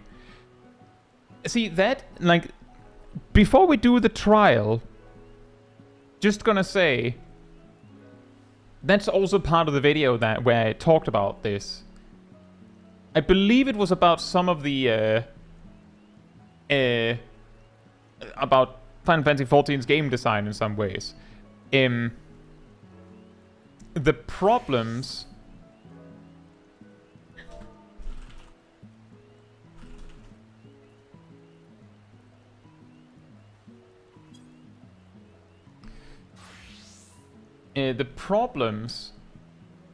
is that the main ways to make the whole gearing system more interesting would make it more interesting for who exactly? Like, as far as I know, the vast majority of players playing Final Fantasy XIV don't care for stats. Like, actually, who was it that said that stats in 14 are a meme? Stats in 14 have been almost meaningless for most players for so long that if there was a player playing Final Fantasy XIV that stats really mattered for, then they are either part of the people that make the best in slot sets anyways, or there's a very high chance that they have quit to play a game where stats matter more. I don't know that for a fact. It's a little bit of an extreme take, but basically, the players that are playing Final Fantasy XIV are a lot less likely to care about the stats because the stats haven't mattered for so long. And if that's the case, then why pour so much effort into making the stats interesting again? For who? For every raid party that has wiped at 5%, stats matter. If they've wiped at 5% because everyone has stupid stats, then yes. If everyone has, like, just so-so stats, the reason you wiped at 5% is almost certainly because of something other than stats. Yes, stats would help. As Zav says, most raids that wipe at 5% is because someone died. Like, it's likely something else. Yes, stats would have helped, but you're probably not gonna win based off of having the proper stats. Unless your gear set is absolutely garbage. The point is also more so that the players that care about the stats care about it because they have to, not because of actual interest. Jose, Space Queen and Zoma, hope you're doing well. And if we approach this subject from that angle of, well, most Final Fantasy XIV players probably don't really care about stats. And this actually also circles back to what you just said, Barkshark.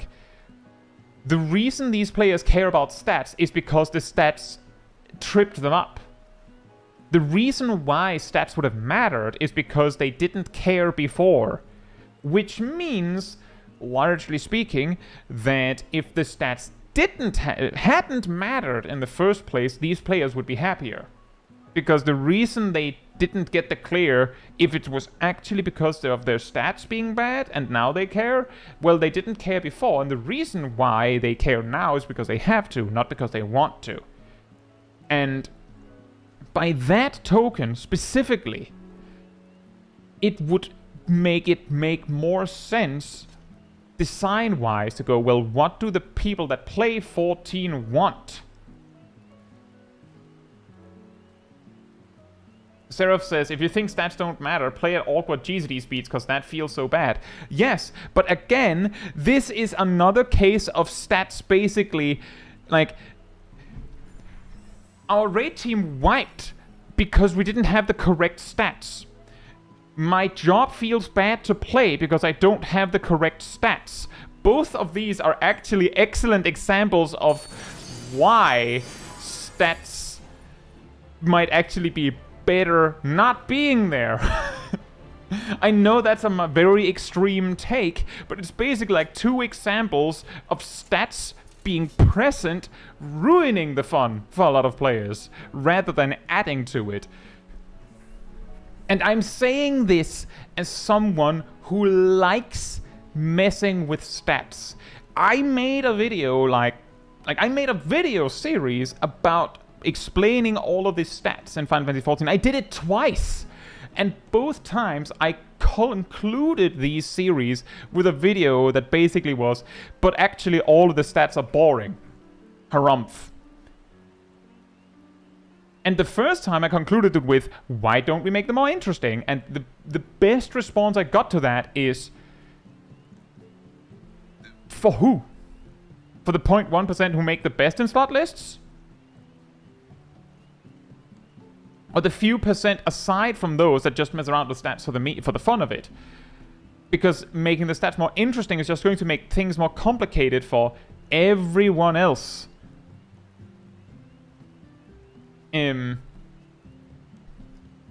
So in a way, maybe it's for the best that it is the way that it is now, but it doesn't change the fact that stats feel kind of like a meme, right? Now, maybe we should get back to playing the game. Thank you, Ardell. Also, hey, Deadman. And Kyrios, hope you're doing well. And yeah, Blue Mage has something going on with stats optimization, because they have a few builds to work with. Wait, there's a game? Hey, Snow Shiro, hope you're doing well as well.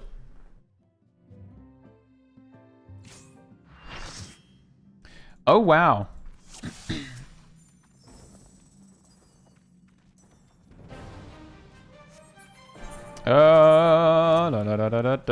No, we don't. We don't want Torn from the Heavens. I just remembered. We don't want to hear Torn from the Heavens.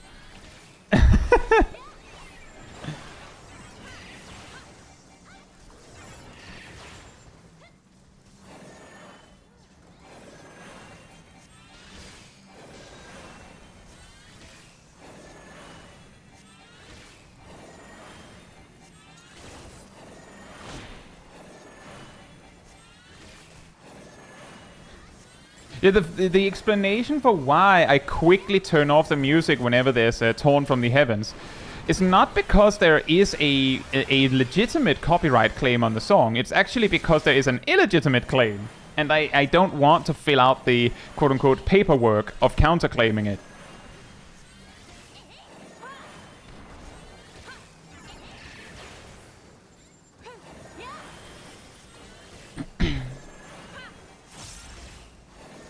Exactly, Mister.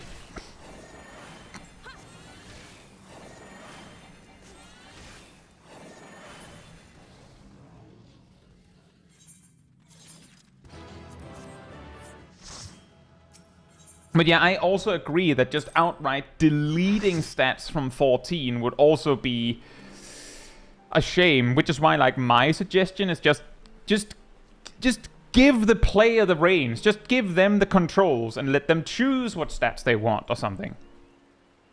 That would be the better solution in my eyes.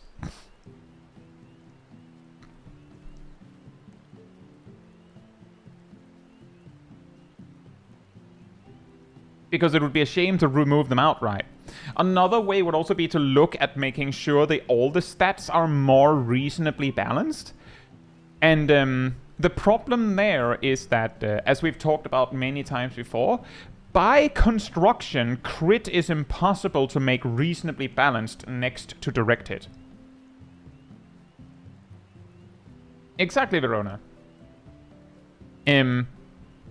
Crit is either going to be worse than directed or better than directed. And there's basically no sweet spot where they're perfectly balanced. Actually, it's probably more closer to the Bosha weapons from Shadowbringers than the Endwalker relics. But point being, give the players the reins, let them choose the stats more directly. Also, because of the way speed interacts with cooldowns and whatnot, they will also have a hard time ever being able to compete with crit. The only reason, like, Black Mage even has a chance of playing spell speed is because Black Mage does so much GCD damage disconnected from cooldowns. And still crit tends to win. So it's very hard to make that properly balanced.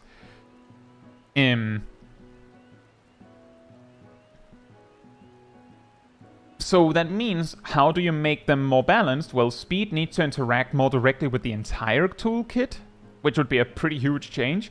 And crit can't both affect damage and chance, but if you remove one of them, then either crit is really, really swingy. Like, crit RNG will be insane if you just make crit only affect crit damage. And if you make it only affect crit chance, then what is directed there for? And you've just made directed twice, or crit twice even. So that doesn't work either. But that would be the solution. I feel like we do this team again, and then we can see if there's more that wants to do Alliance Raid as well.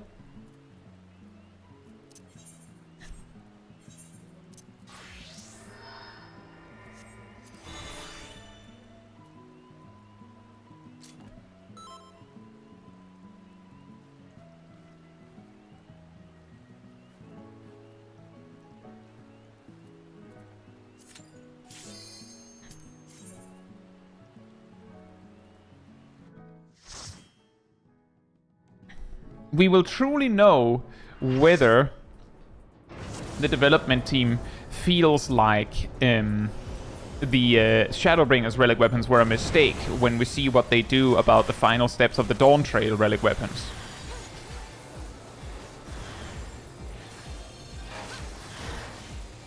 Because, as far as I know, in A Realm Reborn, you actually had... Like, it required more effort, but you had complete control over what stats was on your relic. In Heavensward, it required a little more effort, but you also had complete control of over what stats were on your weapons. In Stormblood, they actually made it random, but you had even more... Like, you could actually just roll only crit on a relic weapon, which is, as I understand, the story goes that it was very busted. But the key difference is that in Stormblood, or rather, in A Realm Reborn and Heavensward, there were no ultimates where this could really matter. And the main thing that Shadowbringers relics has going for them that Stormblood doesn't is that Shadowbringers is one step further ahead, so that there's more stats, so they're even better. Which is why the Shadowbringers relics are best for Stormblood ultimates. And then Endwalker, as you know, reduced the amount of freedom you have in stat choices. But that's also like immediately after Shadowbringers introduced really, really advantageous relics. So the question, it basically comes down to Shadowbringers is when it turned out to be a quote-unquote problem that you could freely choose the stats on a relic. That's when it became a quote-unquote problem.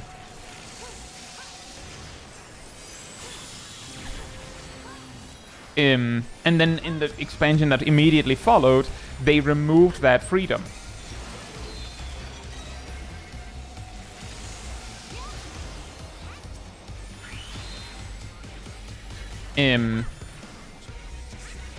So basically, we need to see what they choose to do in Dawntrail to be sure, be absolutely sure that it's a problem.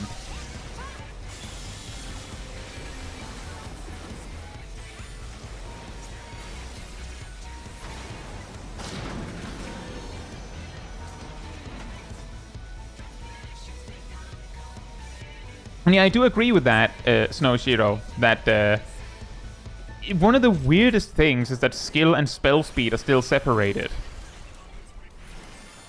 That one would be nice if they just moved on there. And as you said, Piety could easily have a similar effect to Tenacity, where it also increases your damage output and healing output, and it would be fine.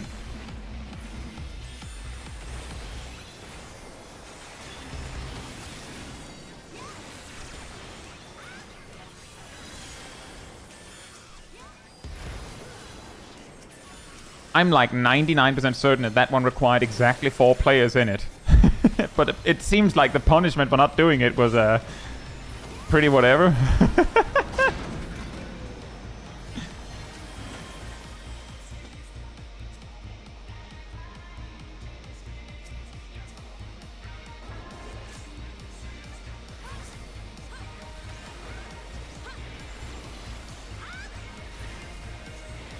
Hey Dustin, hope you're doing well. And thank you so much. I'm really glad to hear that. I'm glad to have you.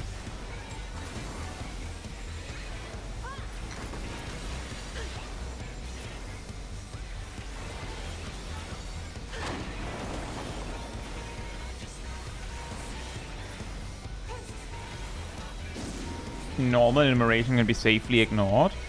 Yeah, but I'm just saying, Ceros, my comparison point is the enumeration from AF, where it actually does like 90% HP if you do it wrong. So I'm like, what? It didn't even remotely kill. That's weird.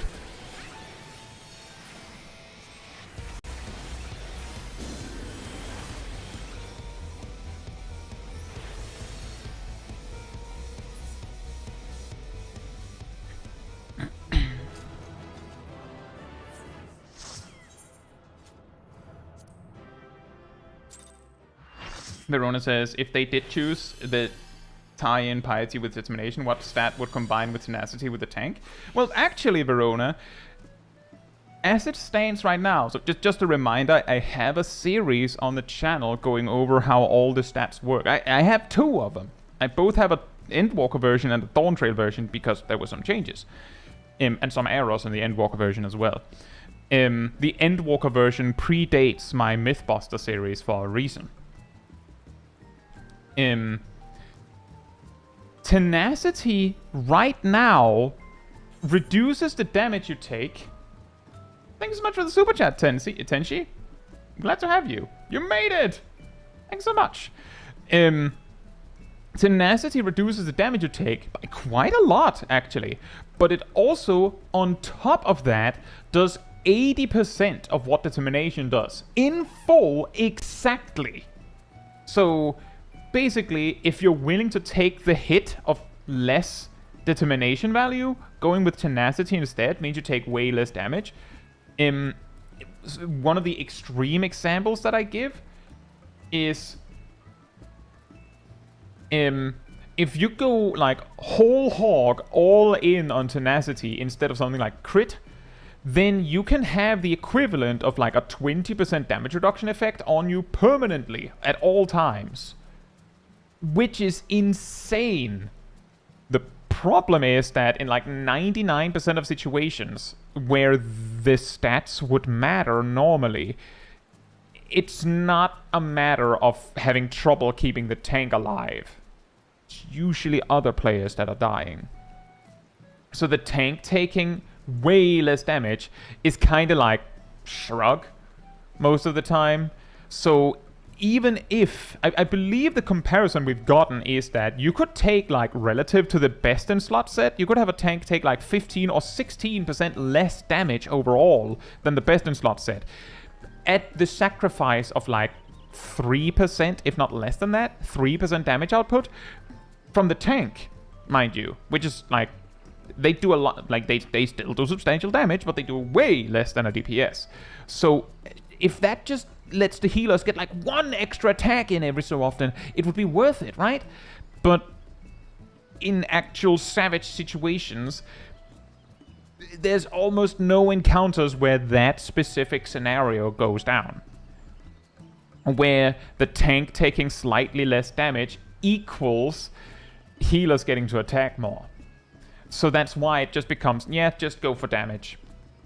But the thing here is that in Dawntrail, tenacity got close enough in power to determination that in Endwalker, or even before Endwalker, tenacity was considered like almost like a tenacity stat. Like it wasn't complete garbage. You'd rather have that than skill speed on some tanks, but you would much rather have crit or determination. Nowadays, it's like, I mean, tenacity is alright. It's not determination, but, I mean, it's almost determination. Piety, on the other hand, is a stat that, quite genuinely, if you don't need the MP, I actually demonstrate this in the Piety video, I believe, for Dawntrail. If you don't need the Piety, if you don't need the MP from Piety, then Piety literally does nothing.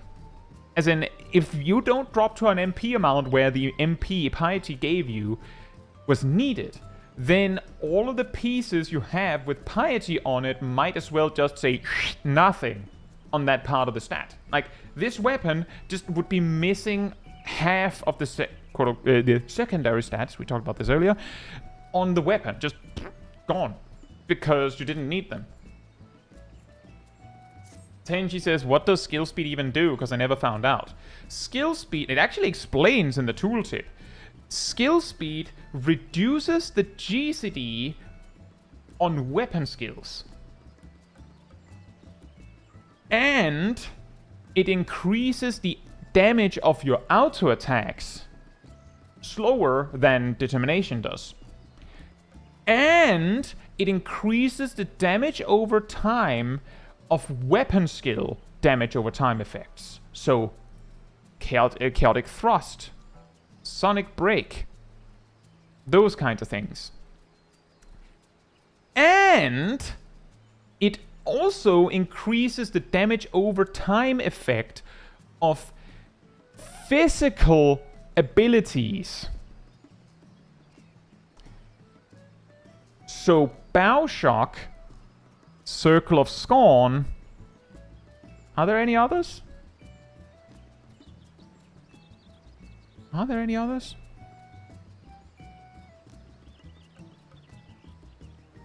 I don't think there is. While we're on the topic of deconstructing these, spell speed is basically the same. It reduces the GCD and cast time. Skill speed also reduces the cast time of weapon skills, but there are not that many of those. Hey, Samurai.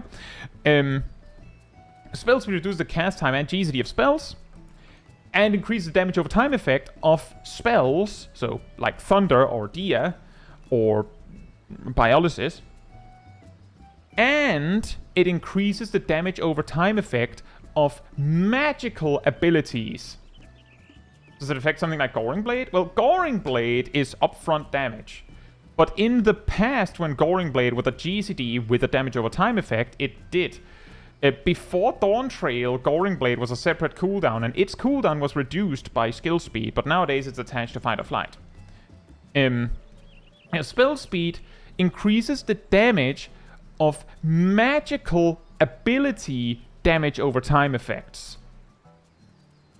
And now some of you might be going, what?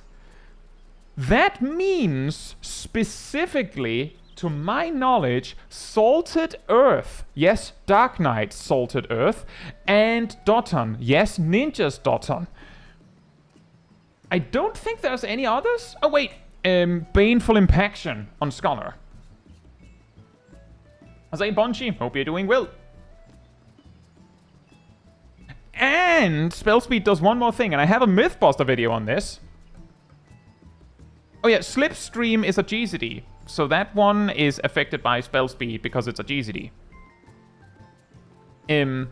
Finally, spell speed also increases the healing of all ability-based healing over time effects. Emphasis on all. Skill speed does not do this. Spell speed, only spell speed, increases the healing over time effects that are ability based. This means Whispering Dawn, I think, Physis, Asylum, Celestial Opposition,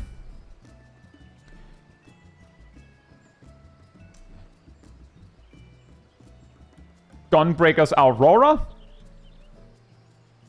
Warrior's Equilibrium, Paladin's Holy Sheltron, and Intervention are affected by spell speed. Would it affect Region of Kera and Soil? Yes.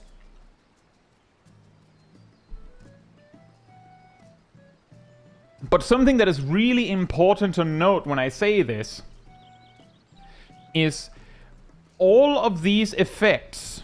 Oh yeah, Damnation too, Snowshear, that's true. It's very important to keep in mind, guys, when I say this, that Determination increases the damage and healing of all of these things more effectively than both skill speed and spell speed, because skill speed and spell speed's version simply scale slower. So if that's the reason that you're stacking spell speed or skill speed, then you should be stacking Determination. It does the same, but better. Like, specifically in relation to healing and damage output on this, in this topic, Determination does it better. So, if you were to stack spell speed on a Gunbreaker because it increases the healing of my Aurora... Oh, it also increases the healing of Heart of Corundum and Excogitation, because despite them being a single instance of healing... Oh yeah, and also Shadowed Vigil on Dark Knight. Even though they're a single instance of healing, they are considered healing over time effects.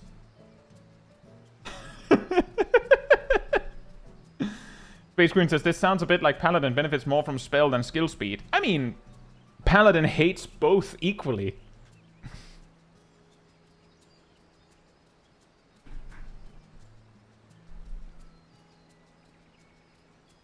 But yeah, I do have a myth bust on this. I believe it's like episode 7. It's the same one where I talk about the terminals in the male Darkhold.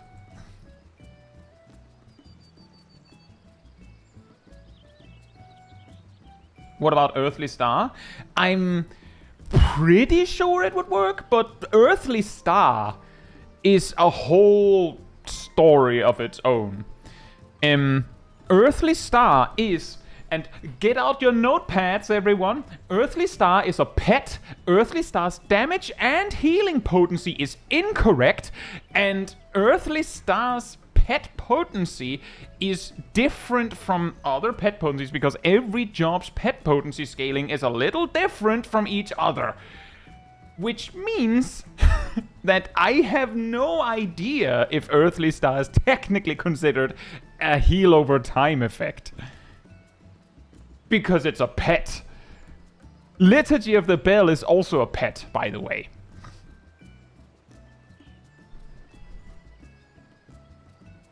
Thank you, Aradil. But yeah, the greatest curse in this is Earthly Star's potency numbers are incorrect.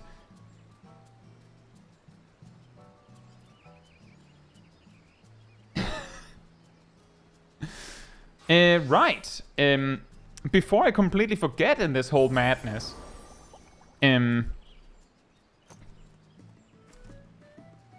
does any one of the people standing in my garden that is not in the party want to join for Alliance Raid Roulette? If you do, then come on over and then we'll see what we'll do about it.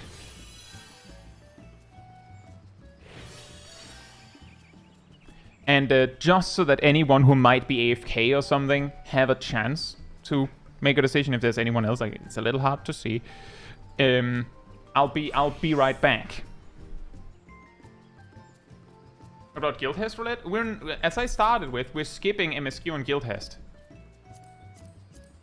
Yeah, I'll be right back.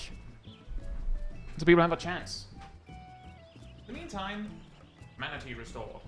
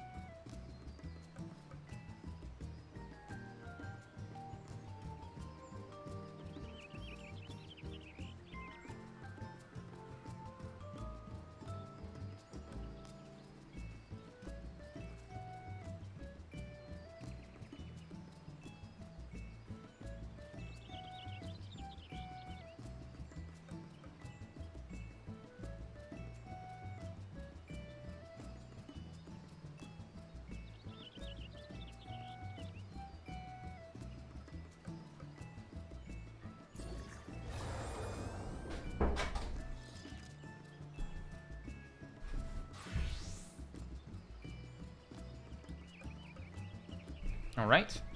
I'm back. Agent over. Hope you're doing well. Space Queen says, I wonder if Wildfire is a pet.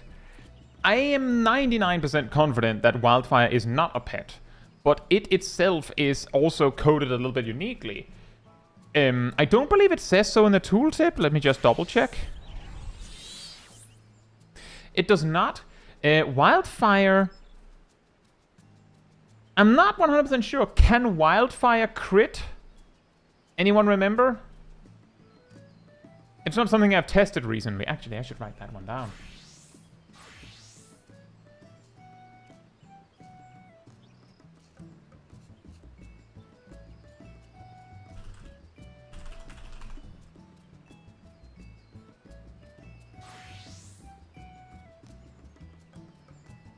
It cannot. I should have written that down too.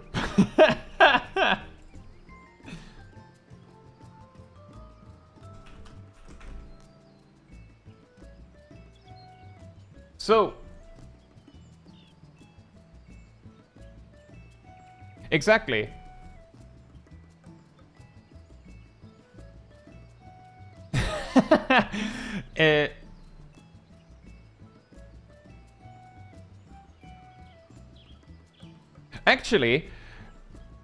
Actually on that one, Space Queen, I know you said joke. Doton, not a pet. Mud Rabbit, probably a pet, but it doesn't attack. Esteem, yes, a pet. And because Esteem is a pet, he's stronger than the Dark Knight, because the Dark Knight has a baked-in 20% less damage output because they're a tank. That is also not explained by the game. Executation, also, thankfully, not a pet. That would be weird. The Balance, imagine if that was a pet. Wouldn't that be weird? But yeah, as other people say, the reason Wildfire cannot crit is because originally Wildfire did a percentage of the damage you did in its duration.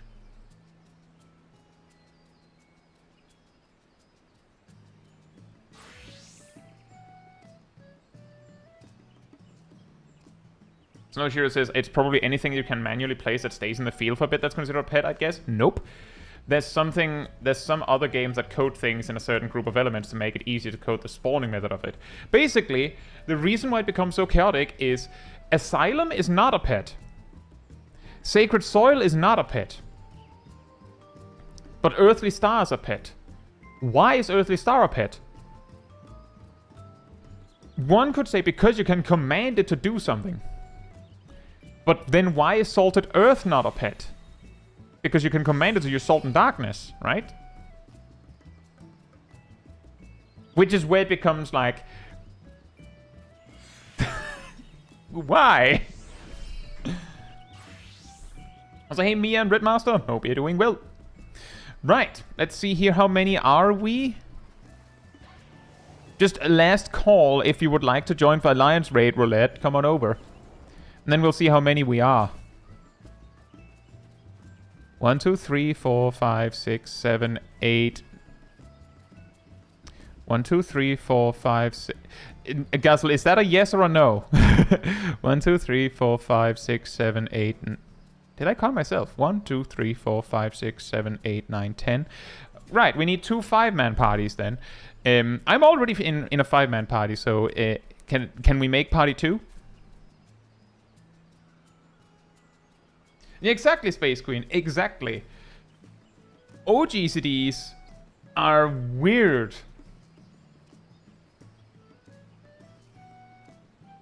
Like, here's a funny thing. I mentioned earlier that the original stats series predated Mythbusters.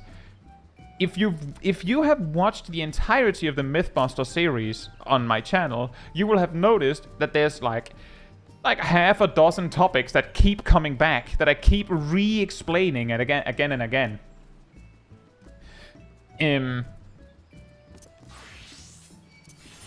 Some of those topics are the reason I started the series. The misunderstanding of magic, of a healing magic potency, the misunderstanding of determination, things like how crit works even, those kind of things. Is Team 2 ready? Oh, you have already done a ready check. Fantastic. I will queue when it says 1412.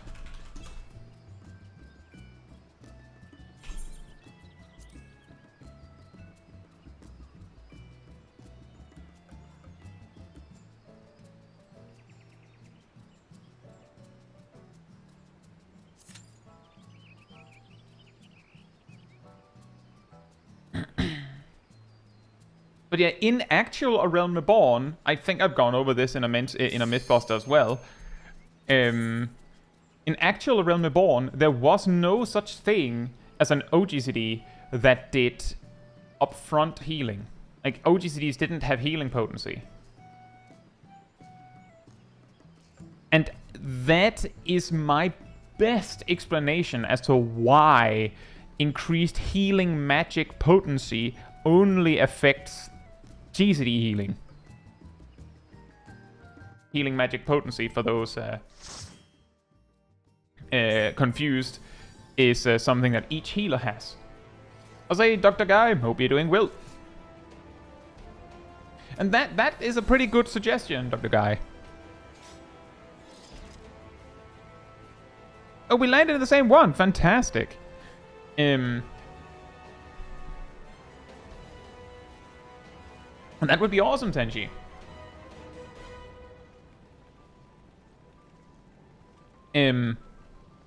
But essentially, originally, healing magic potency didn't need to affect OGCDs because there was nothing to affect.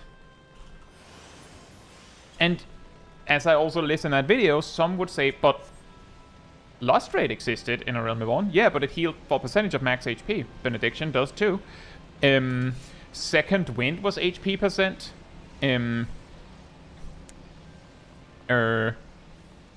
Whispering Dawn was a spell on your pet, but it was a spell.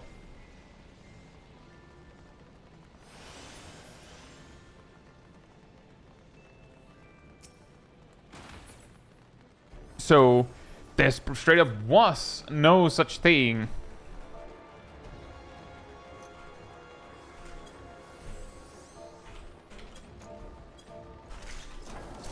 The legendary YouTuber.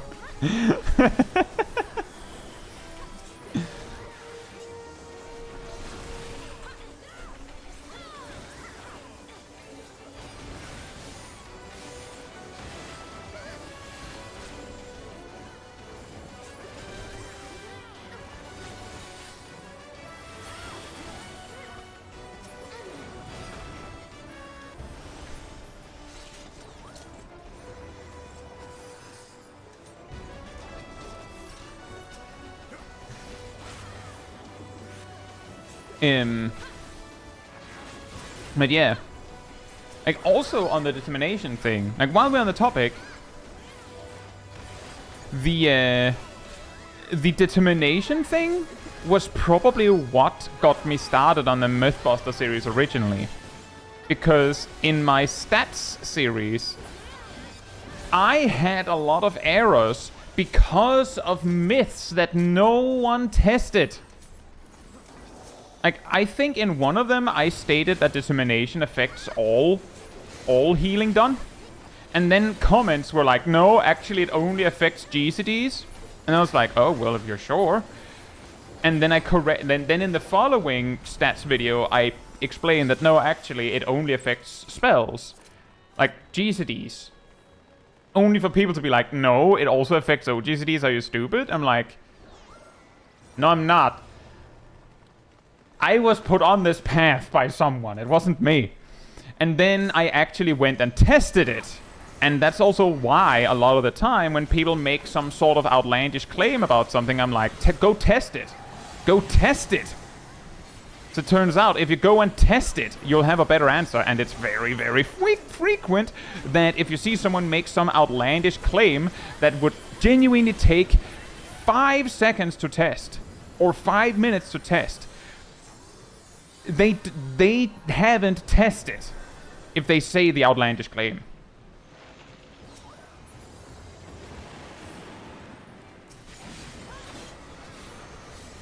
And I have explained so many things that are like, genuinely, takes 5 minutes.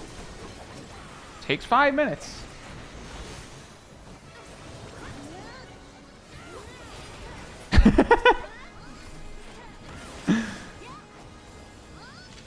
Now that's a myth to bust. Outl says liking the stream and subbing to it gives elven ears. This is a claim to test. That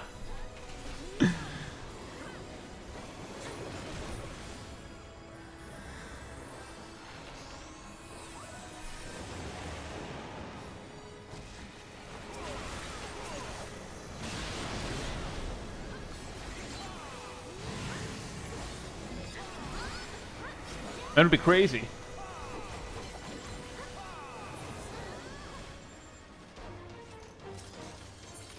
It works with Telemar. Nice. But yeah, because of that whole misunderstanding, I basically got on this path of gain scales and a tail instead. Oh wow.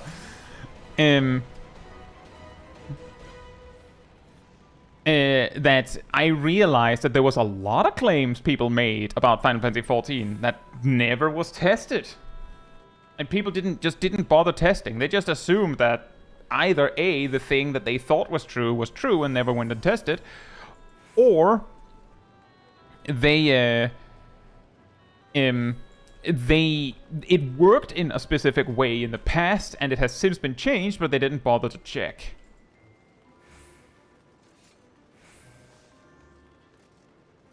I became a channel member and now I'm a lizard. What happened?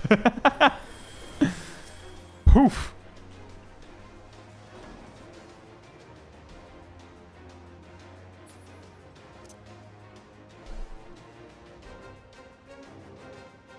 It gives a lot. You straight up just turn into 14 characters. Wait,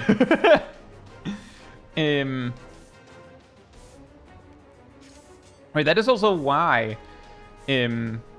That is also basically what I just said. I feel like is very close to the introduction to my Mythbuster series, isn't it?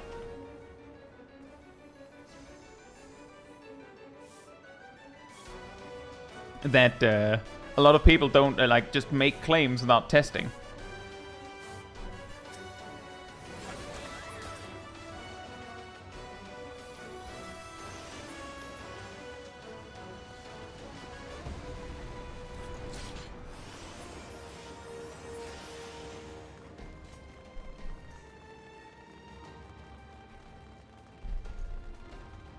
But the funniest ones when I make those videos, and then I just want to say the reason why there's sometimes periods where I don't put out any Mythbuster stuff is because I don't have anything.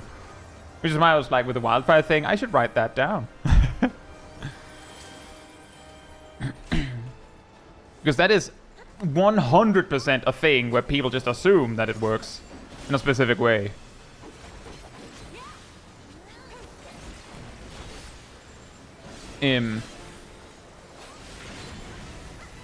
But some of the funniest, but also most frustrating situations with the Mythbuster series is people sometimes will put a comment on a Mythbuster video where I explain and demonstrate a specific myth, and then they basically go into the comments and just say, no, it doesn't work like that. Even though in the video they could see that it works like that. Like, did you watch the video?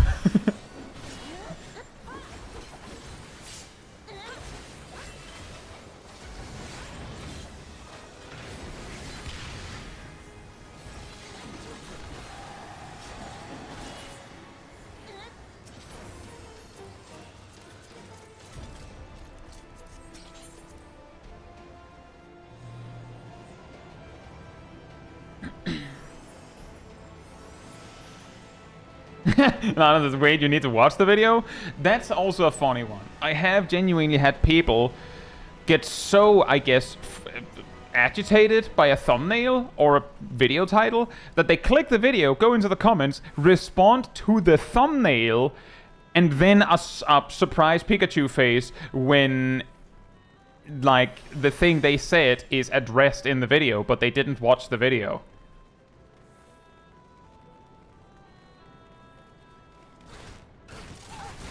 Brontom says, here's a claim to check out later. When I started, I was told that Guardians have a unique buff which boosts all of their stats, making them uniquely resilient. But it seemed weird to me that different mobs wouldn't just have a different stat block rather than a blanket buff. As far as I know, mobs in Final Fantasy XIV don't have a defense stat.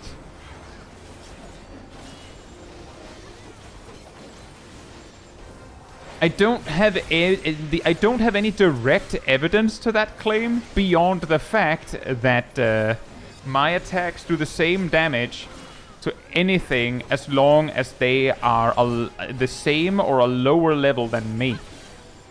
The one thing that can reduce your damage is level difference.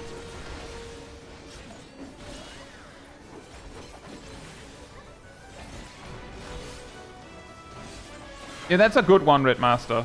People that learned something in school and then just assume that it never changes.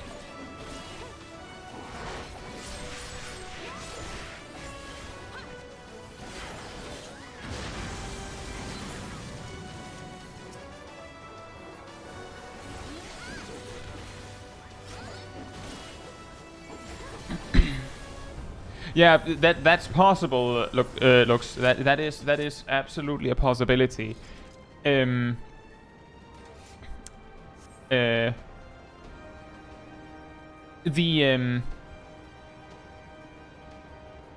thing is, I never played 1.0, so I can't possibly know either. It's also possible it was a thing before, like when things like elemental resistances existed and all that. But the whole thing with defense is a pretty open and shut case, that the only way for you to do less than the damage that you're supposed to be doing to an enemy is if there is a level difference with the enemy with the enemy being favored, or if the enemy has a visibly shown buff that makes them take less damage, for instance. Technically, it's also possible that they have an invisible buff that makes them take less damage, but let's take that one when I meet an enemy that has that.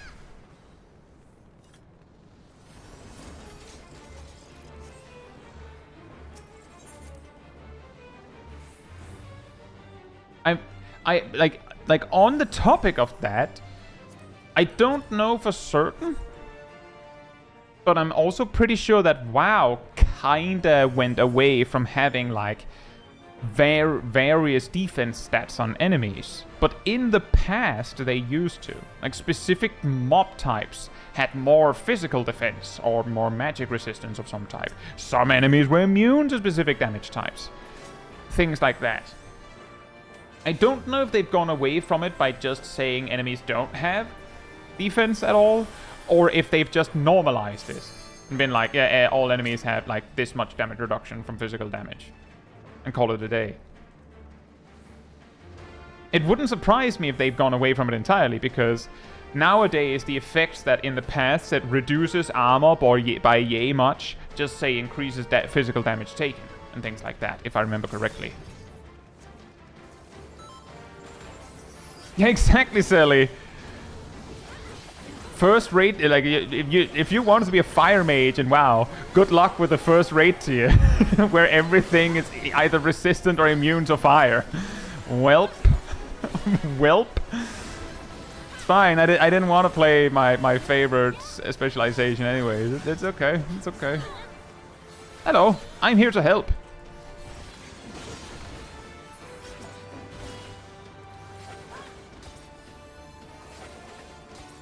Me here thinking that I can be big brain about it and be already running away.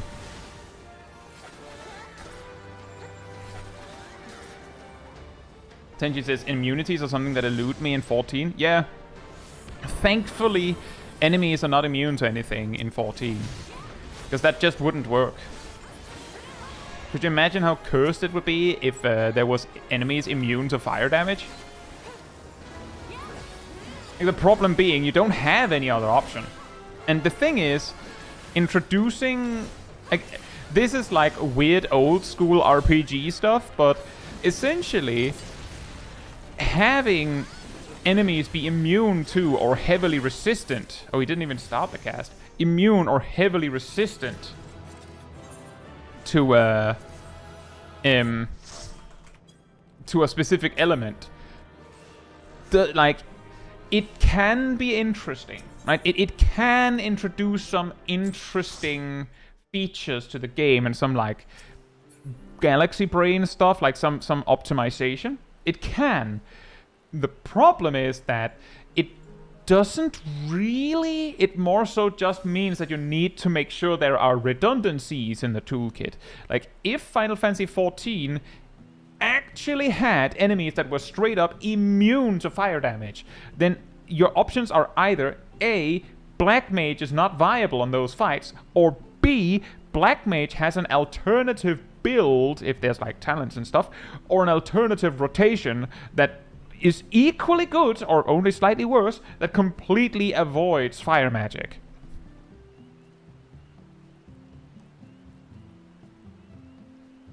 Brontom says, so when I search the myth, I can't find it. Supposedly it was a datamine thing, but it's like lost media. Oh, I love that one. Some of my favorite myths presented, or rather rebuttals to some of the myths that I test, is when someone goes, well, actually back in 5+ years ago, it worked like this. And if you ask, like, is there any evidence to that? They're like, no, I don't have any. Like, I don't usually remember these, but the thing is, if it is something that is very prominently known, then there will surely be footage of someone running into that problem. But most of the time, it will simply not be the main focus. Like, I believe my last Mythbuster before Dawntrail, I think it was, I included a section where I just reviewed some random things, just to have it in film. Things that I suspected maybe would get changed or something. So that it was like recorded with the central focus being that. Because once it's changed, it's difficult to check again.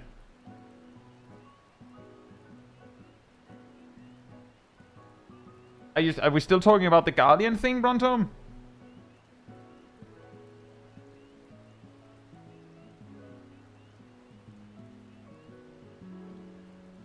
No, Shiro says it worked in 11 since you could just learn spells. You didn't have a strict toolkit. Yeah, exactly. If they make it so that, like, for instance, if Black Mage just had like, oh, well, Blizzard 3 does yay much damage, and Fire 3 does the same damage, but it's just a different element, and Thunder 3 is just a different element, then then you could just attack the enemy's weakness. But that's a completely different game design, right? Like, the rotational design in 14 is like, alright, Tenji, enjoy your evening. The 14's game design is more focused on, like, the rotational design. A lot of it, like, boils down to something where it doesn't actually matter whether it's fire, ice, wind, or earth. There's very few situations where that matters, even remotely. There are a few enemies in the game that have a weakness to a specific element. I usually point to one specific one because I know one specific one. The floor boss in Palace of the Dead, that is basically a copy of the final boss from Hawk Manor Hard. The zombies she spawns, like the crawling zombies, are weak to wind for some reason. It doesn't matter for any of the tanks, for any of the melees. Maybe a bard can do something funny with it. But it can matter to Summoner, it could matter to White Mage, and it maybe could matter to Red Mage. Exactly, Lux, it's such a random thing. Who even does wind damage? Exactly. Ninja has Hooton now.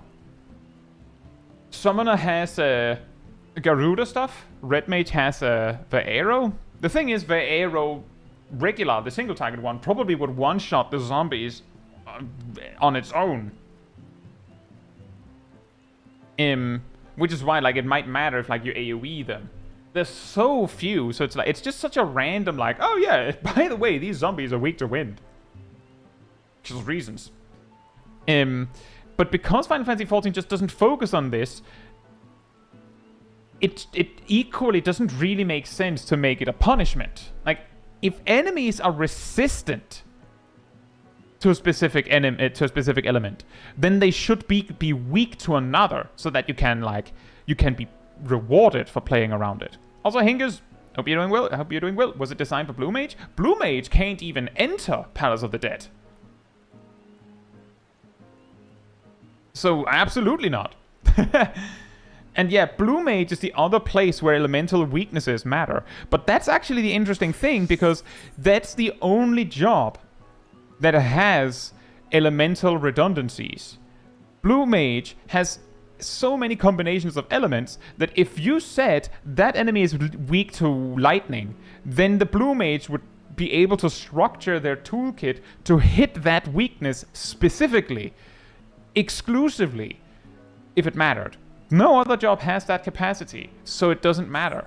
Meanwhile, in a game like 11,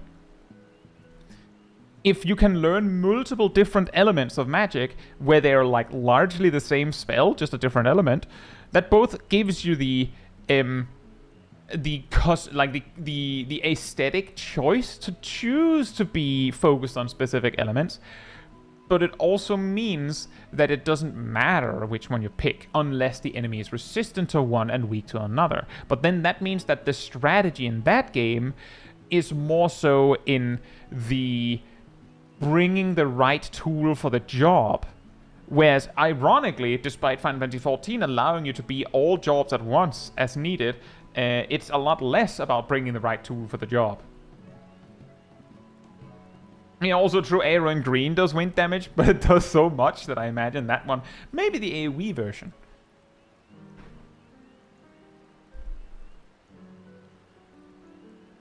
Yeah, basically, weaknesses and resistances like that basically give ground to a completely different game,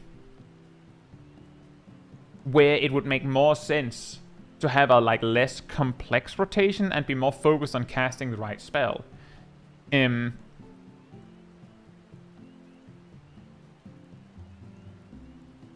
Final Fantasy XIV is just not that game.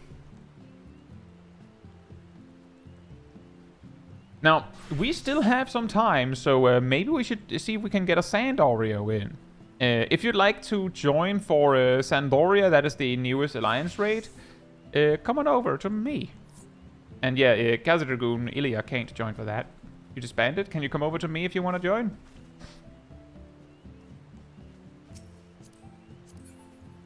I sort of assumed that we usually can't get...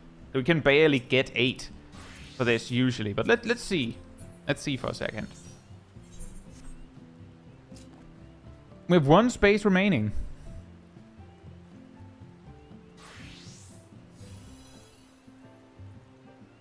And that's also true, Lux. The thing is, sometimes this works by just allowing a specific job to do something. Snowshiro, are you on Chaos or Light? Just making sure.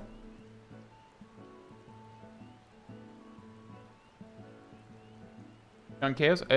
Are you here? Or alternatively, what's your character name?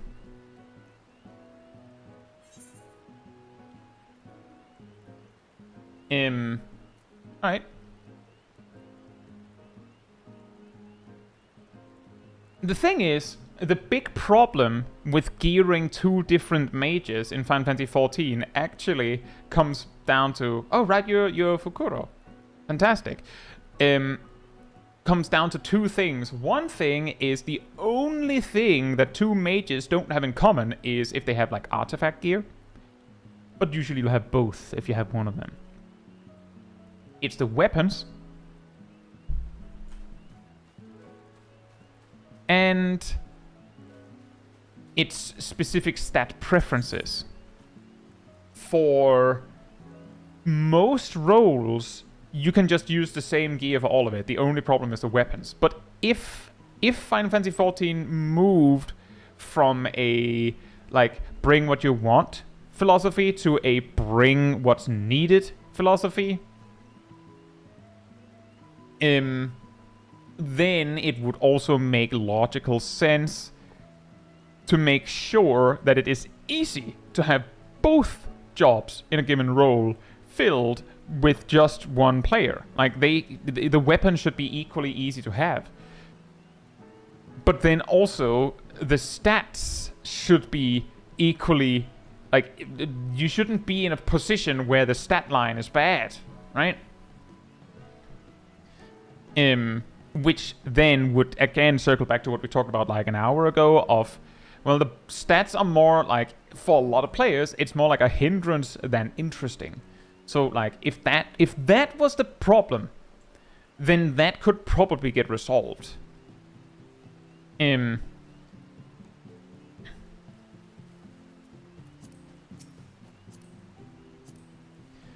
Brunton says jobs are gate-kept enough out of Party Finder for being subpar enough as it is. I'd rather not have an elemental weakness system. Yeah, exactly. Exactly. But I'm just saying, just on my end, when I thought of bring the job, not like just bring the correct tool for the job, I wasn't so much thinking elemental resistances, but something more interesting than that. You know, specific jobs being uniquely qualified for something. However, like, how would you do that without it making it completely... Like, that's already happening. Red Mage is particularly well qualified for prog. Brunson says Dark Knight is left out of M6S runs in NA simply because it's squishier. So, Ellie, hope you're doing well.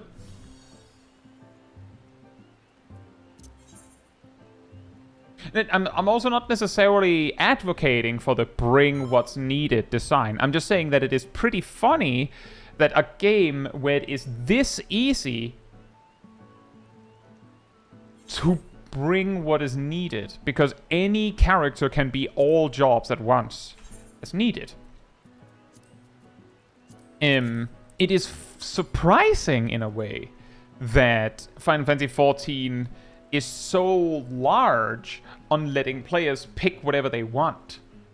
Like, considering that you can be everything all at once, it's surprising that it is not more common that they just go, well, this fight happens to favor this specific job a lot better than that specific job, so too bad. Because it would be that easy to switch.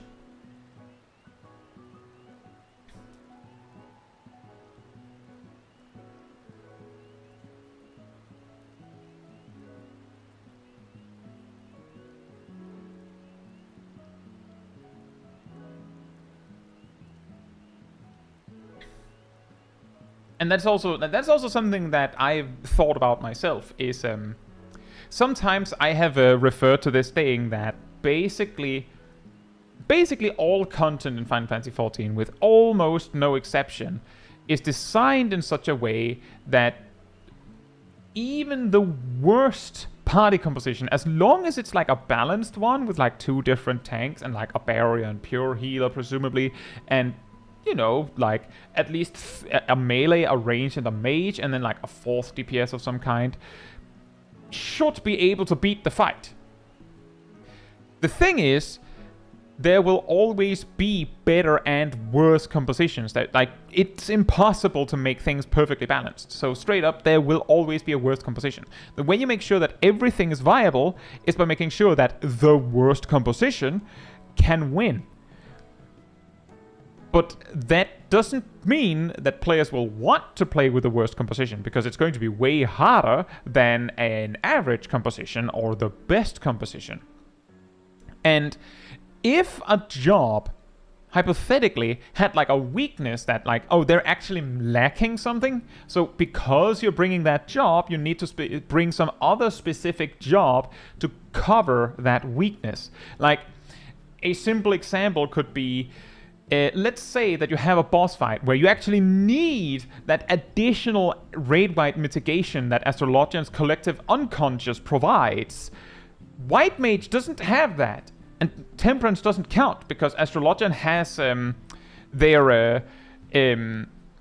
has that same effect in their neutral sect. Like that can also activate a 10% mit. So White Mage has one less mit than Astrologian. If that was a problem, like that White Mage straight up wasn't viable because they're lacking a mitigation, you could make them viable by being like, oh, well, it's fine. You just bring a Paladin because they have one more raid mitigation than the other tanks. Sort of. But Paladin is perfectly viable on its own, and White Mage, in that specific hypothetical, needs a Paladin. Or some other job that covers that weakness that it introduces. That would mean in Party Finder that players would go, White Mage bad. They don't go, White Mage fine, just bring Paladin. They go, White Mage bad. That's not the actual reality, by the way, as far as I know. But that is how these kinds of things happen, is that if there is a job that is like weaker than the rest, but it is fine, you just have to take into consideration that weakness, then Party Finder, unless the host is that job, they don't have any incentive to bring that job. Like, if they're not the White Mage, why wouldn't they just bring an Astrologian? Right?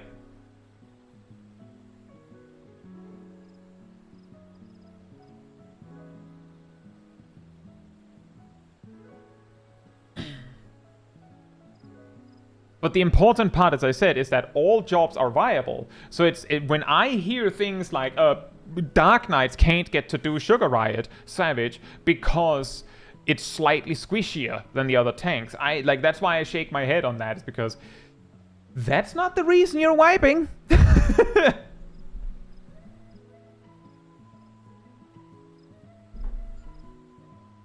Exactly, Snowshiro. That's exactly it. That's the big point of the whole Machinist video I made. Is Machinist is fine. You just have to, like, play to its strengths, I guess.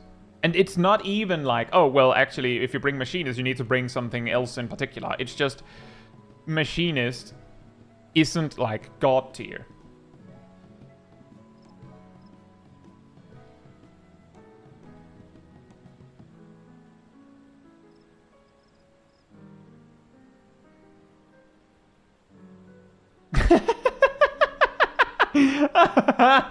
That's nice, Redmaster. We made a sports tournament and shockingly, not everyone came in first place. Who'd have thunked? Exactly, Lux. I can't remember if it was the first or second or both raid tiers of Endwalker. When parties ran into DPS issues, like, because DPS checks were, as the gamers say, real, because you had to really push it to get over them. The way Party Finder would deal with it was not go, oh, we just have to get good. They went, I know what the problem is. It's because that job does less damage than that job, so we should bring that job and not that job. And I actually made a video around that time specifically to address that problem. Because the thing that I could see was like, and I've explained this story a few times, is that as far as it looked like in social media and like what people talked about, was that they basically just looked at the weakest job in, like, for instance, they looked at the tank that did the least damage and the DPS that did the least damage, and then just excluded that one. And then, when that didn't change the result, they looked at the next job on the list and excluded that one. And then when that didn't solve the problem, they excluded the next one. Or they were about to, and then P8S got nerfed.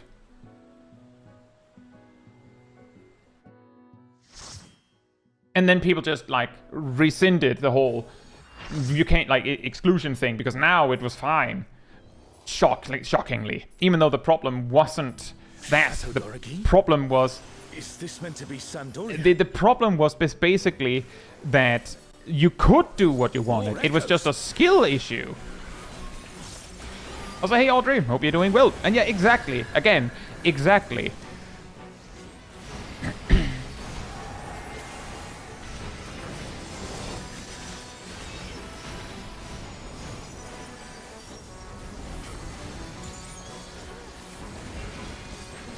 Has it become that hard to pop Sandoria?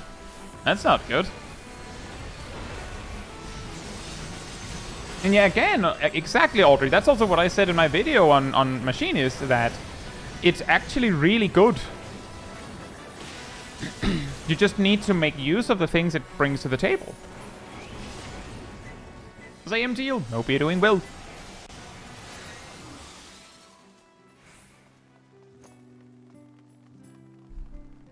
Space Queen says, more mad they did but didn't nerf Unreal Suzaku.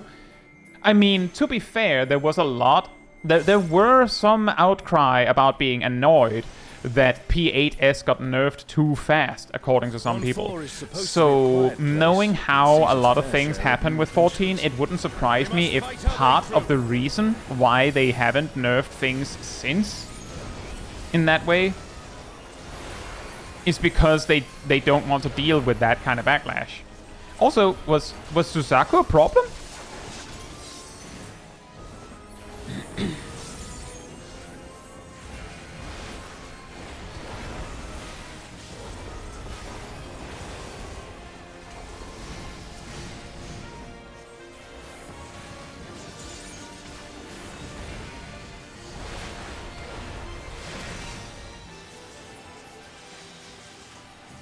That is pretty funny, Sally. I never quite got how players suddenly came to determine that Warrior was bad in P8S. But that explains how they suddenly made that conclusion.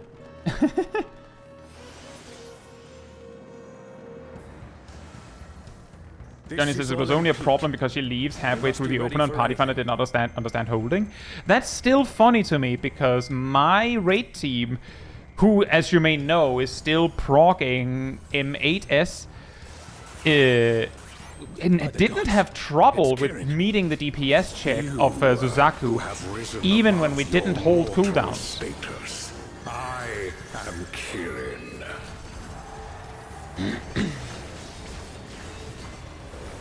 I'm not saying that it wouldn't help. I'm just saying that that we didn't have, like, usually if we didn't make the DPS check, it was because we did something odd, something else that was stupid. I'm not saying that you're incorrect on your assessment. I'm just saying that's really funny. That's the problem.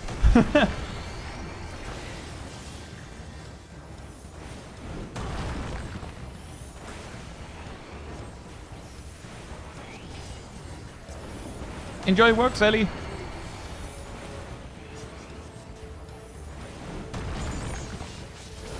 The DPS check felt difficult? Fair enough. I'm not saying it isn't. I don't mean to say that it isn't, at least. I'm just surprised that it is. Because it feels like every time we didn't meet it, we could trace our steps back and go, yeah, but we also did a lot of stupid stuff. Oh, Guardians Divine, lend me now your might.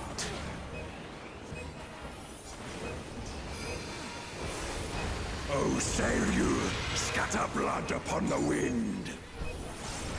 Wouldn't it have been amazing if you had summoned Suzaku there? Have care. Speaking of!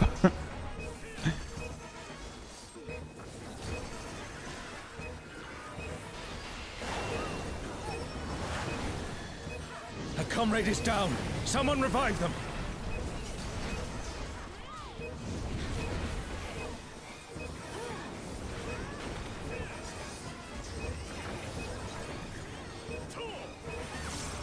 Hey Costa, hope you're doing well.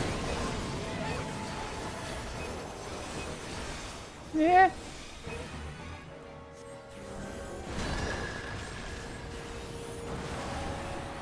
Will you overcome my trial? It was not really tight, but way tighter than an Unreal should be, because very casual people do Unreal.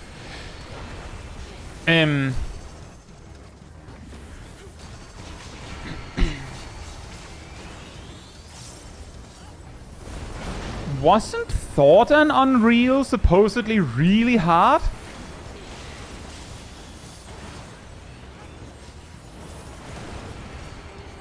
Do you remember that wrong?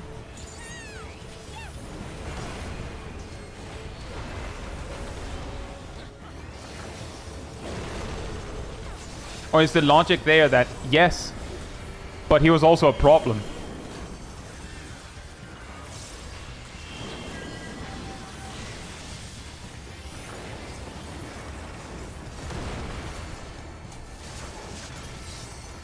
Oh, whoops.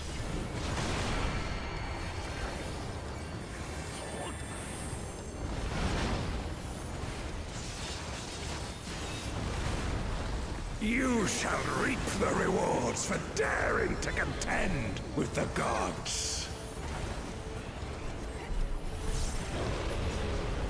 Thornton definitely was, but you'd expect that. But Suzaku's not allowed to be hard because you don't expect it?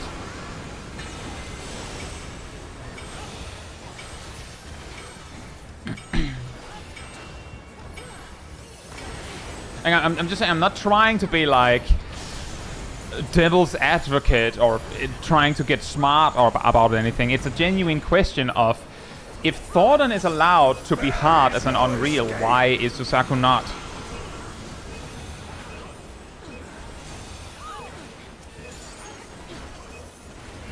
Oh, why is that, MTL?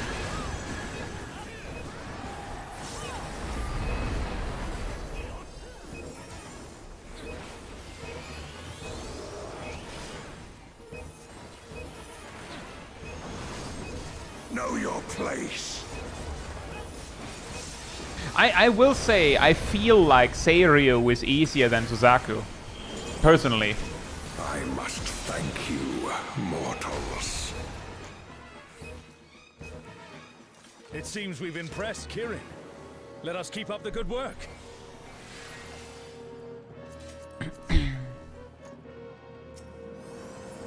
They gave her more health than she should have because of unique mechanics.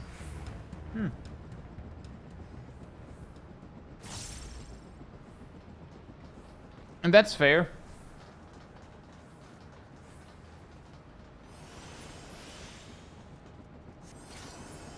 Suzaku's tuning stands out compared to Byakuya and Seiryu. Fair enough. Hey Oats, hope you're doing well as well. Thank you. I would say Byakuya is easier than Seiryu, but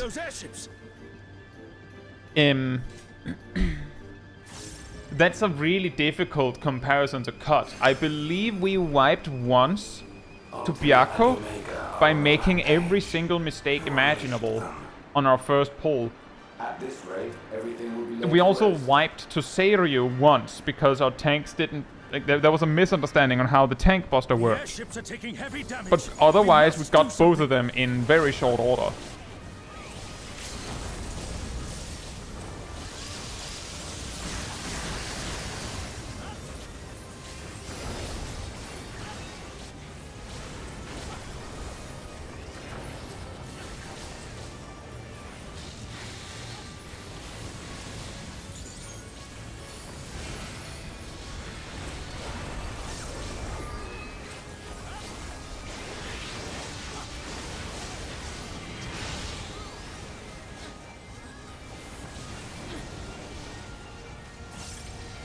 I'm glad you're safe.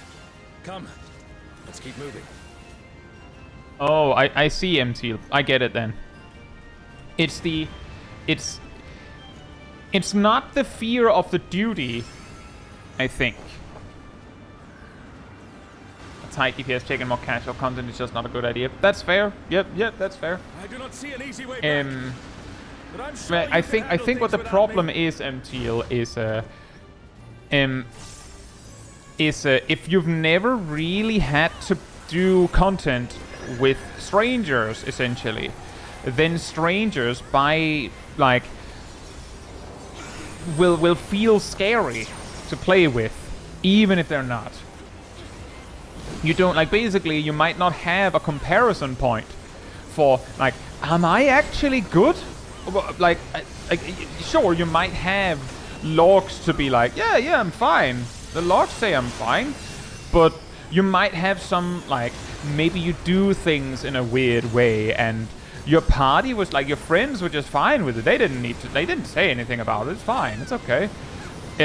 So you don't know. Like, things like that could also impact it.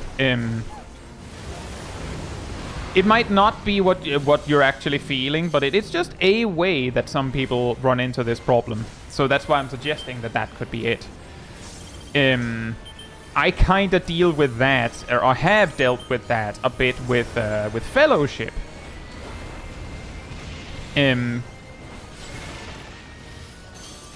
Because I do a lot of content in a pre-made. So if I was tanking normally, or even if I'm not, like if I'm going to do content with strangers, if I'm tanking, I'll be like very, very self-conscious about, well, is the route that we normally do normal? Like, or are we weird for doing that? And people are gonna be mad if we do it like that. And if I'm the healer, then maybe I assume that something is done in a specific way, but it's absolutely not.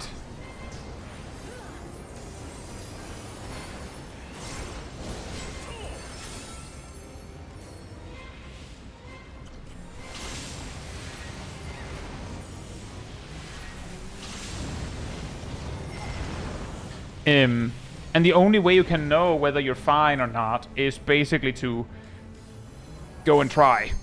Which, again, is like... It's the same problem as things like tank or healing anxiety and things like that. Am I going to overcap a polyglot? No, no, got it! Nailed it! Nailed it! We got it! Planned. Skill. All skill.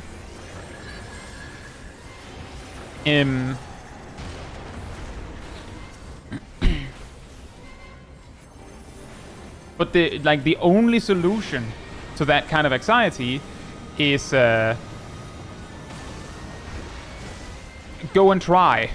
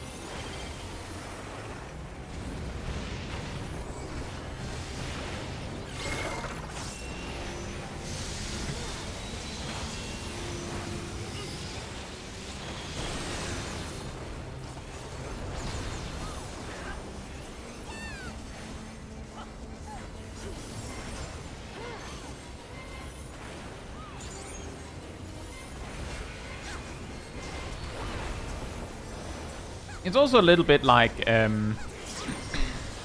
sometimes this can happen with, like, what's a good example is, like,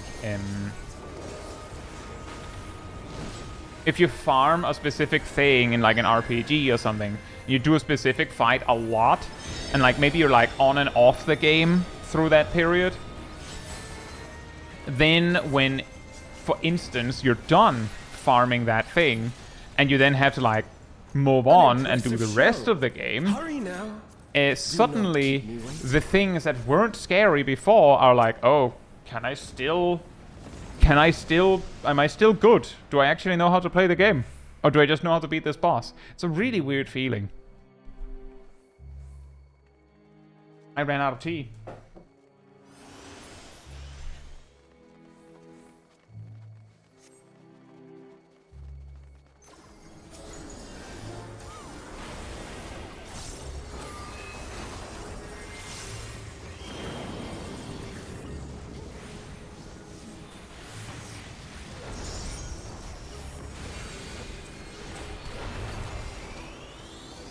healers have to take the Osma balls.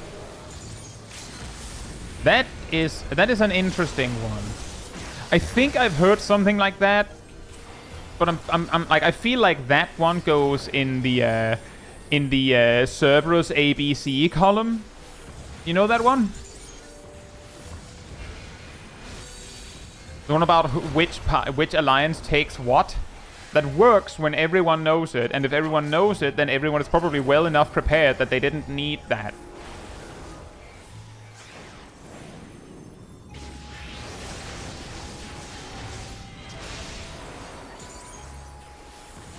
Hey, Scuba Murph! Hope you're doing well.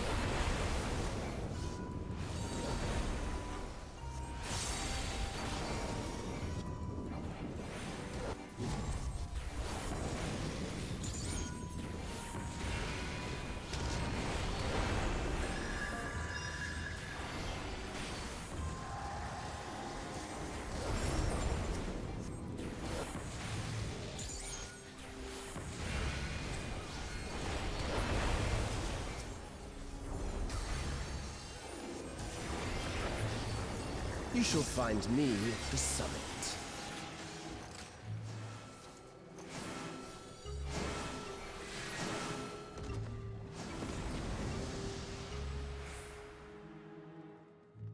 Exactly, Red Master. Exactly. Everyone goes in the belly. Because if everyone were well enough prepared that you could coordinate that, then you would also know that enough people could go in the belly that people will probably figure it out. Like similarly, if you were on Osma and you need to talk about who does what, Oh, sublime Estok! Drink deep of the elements! then most of the time, if your team is coordinated enough to do that, then they are probably also coordinated enough that they don't need to adhere to such a plan.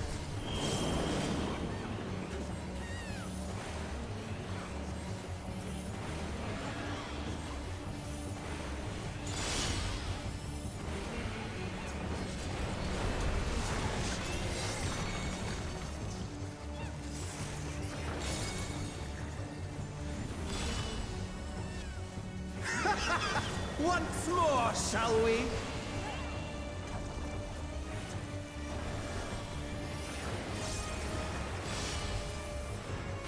Kneel!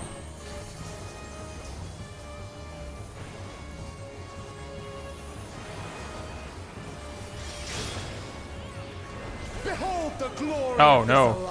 this art. Ow. Yeah, I had a feeling. You are naught but insects to be crushed. Puts down ley lines. Boss does a line AoE. Oh. Right. Boss mechanics. That's a Accept thing. your fate.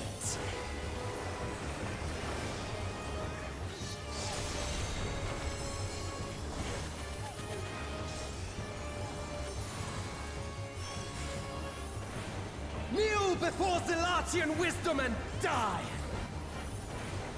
This is the power of crystals, transcendent, sublime. Kneel before Salarian wisdom.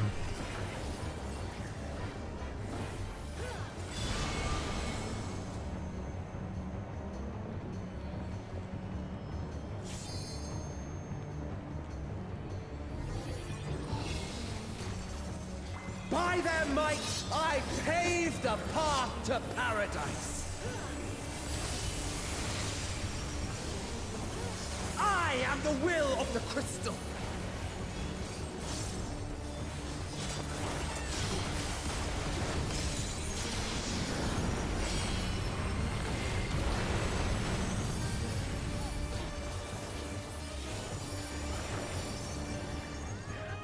That you should still stand. Very well then.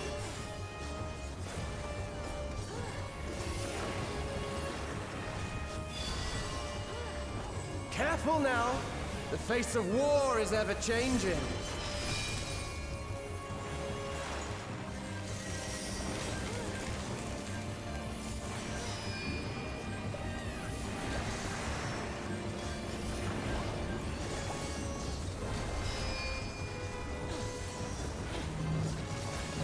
Tremble!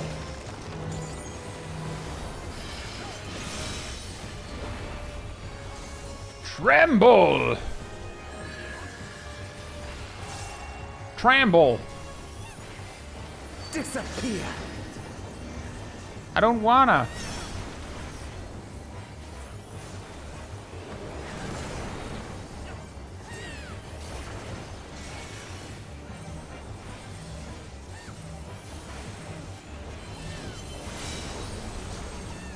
Kneel.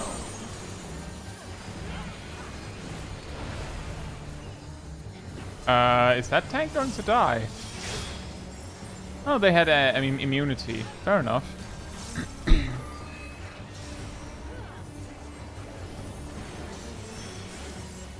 But that's also a funny one with the everyone in the belly thing, is that when people say that, they tend to forget that not everyone knows how getting in the belly on Cerberus actually works.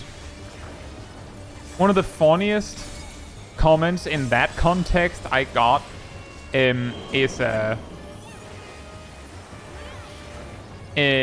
one of my Mythbuster videos from a long time ago basically went, what happens if everyone goes in the belly? Like, what happens if everyone actually goes in the belly?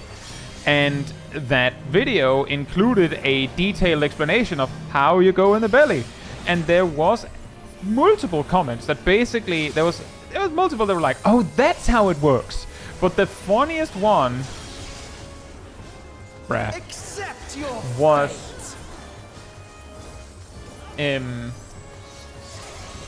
was specifically, I've played since A Realm Reborn, since this was current, and I just learned how this fight works.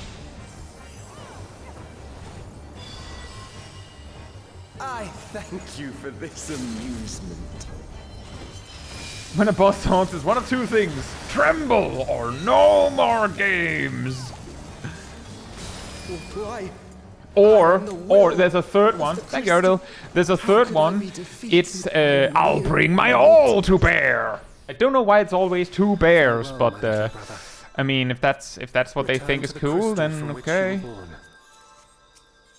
As for the rest of you, yeah, I don't know why I fell for it that time. Because two bears are scarier than one. Yeah, that would do it. you have the privilege of walking within the heart of Tulia. Do not disappoint me. Explaining that might be what distracted me. Distracted me.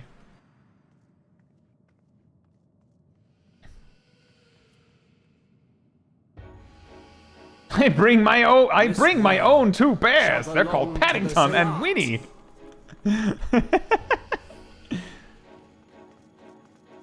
I feel like we were forgotten. Why did the stack kill you? Because it's overlapped with a half-room cleave, and people decided to take the half-room cleave. Oh right, that's the donut. And the stack happened to be in front of the boss.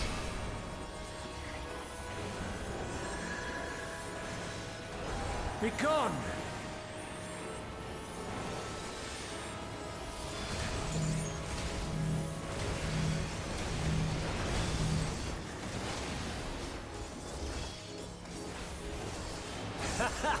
Round and round they go.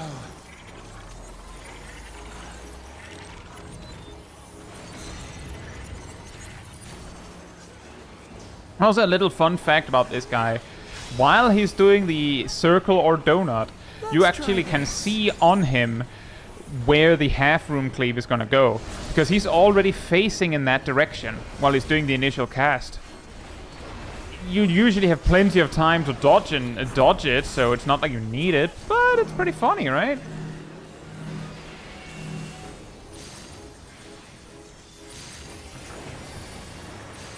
My javelin pierces all.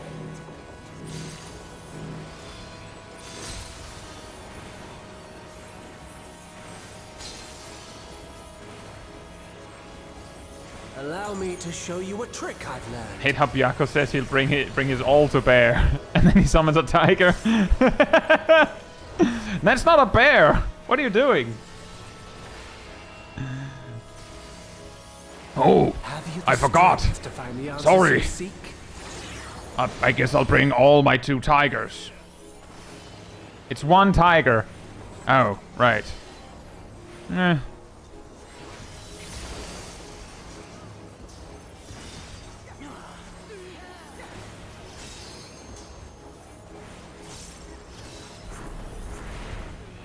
This is not Varna deal. I'm well aware of that. Varna deal. No more bears. No more chairs. I also understand the true nature of my existence. So come, let us finish this. You open a booster pack and then Byakko comes in like, no more rares. I will illuminate you and make this world ours.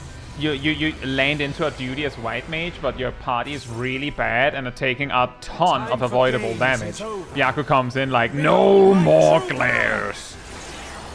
I shall forge a more fitting stage for our battle.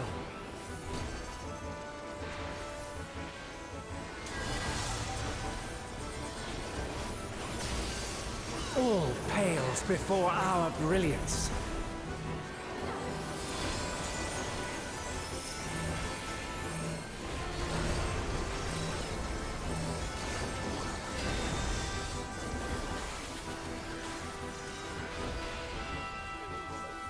Be finding your pack full of SSRs. Perhaps some magic. I'll help you.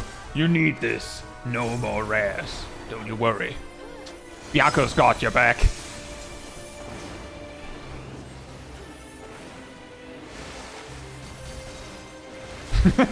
White mages when they got a warrior. I'll bring my all to glare. But it's time to say goodbye. Whoops.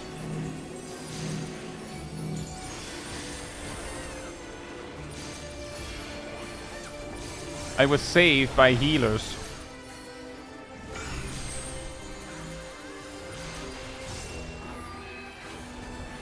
Hey Caetsu, hope you're doing well, as you play MTG, right? I don't, but I know a little bit here and there. Who's your favorite commander? No idea.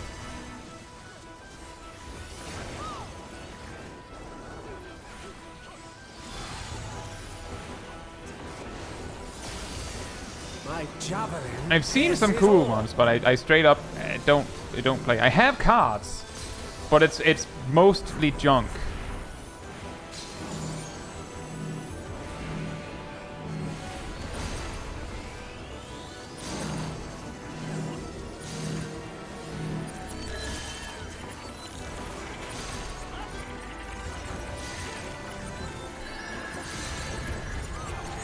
He was looking that way all along.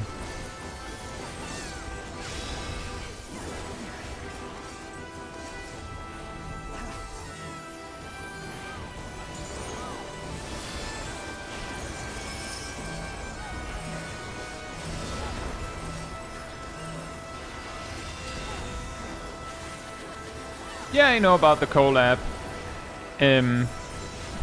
That had some cool cards. Even in this false flesh, I will not lose to you.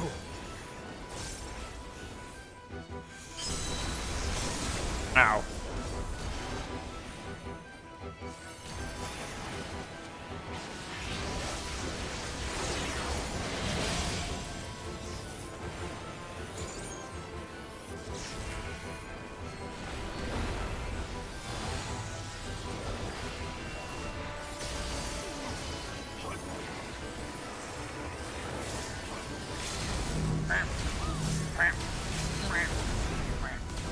Let's try this.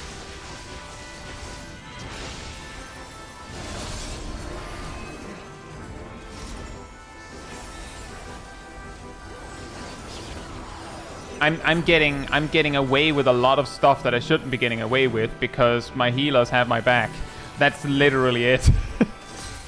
There's a lot of points where it's like the only reason why I didn't die is because both healers seem to have an eye on me.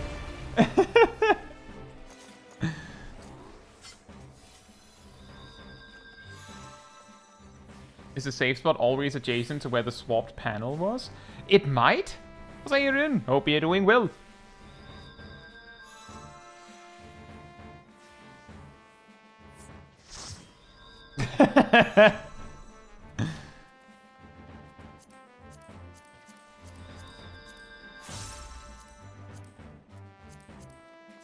No more eclairs. You've had too much. No more eclairs. Can't eat those.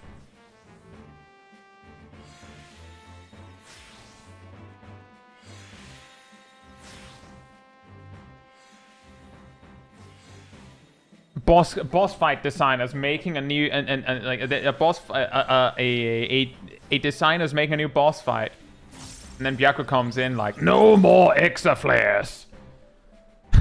Oh, I had Exa flares.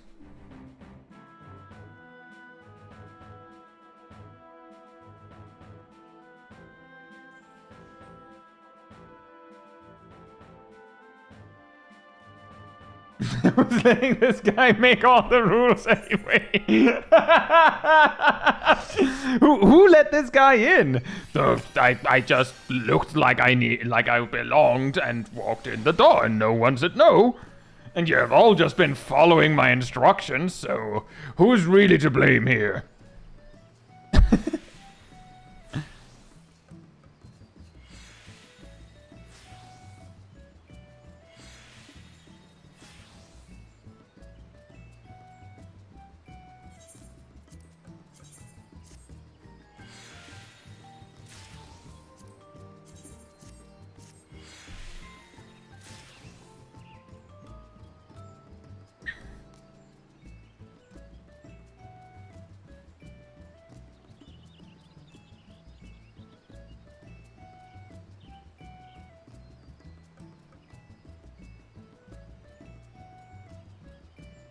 I'm out of Byaku jokes, I think.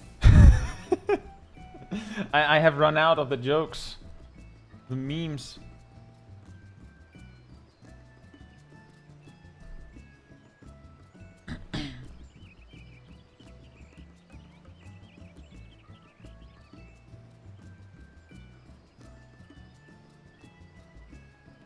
No more hair. You know, the weirdest one here is that I just realized that the original quote, I just remember that the original quote was no more games, but then we had I don't know who said no more bears, and then we just ran with that. As I said, coincidentally, you are at the bottom on my party list, so I was the opposite of keeping an eye on you. Oh. Well, I still survived thanks to spot healing, somehow.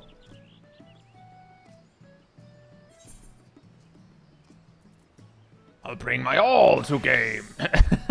I have 2 board games. I'll bring them all. No more tears.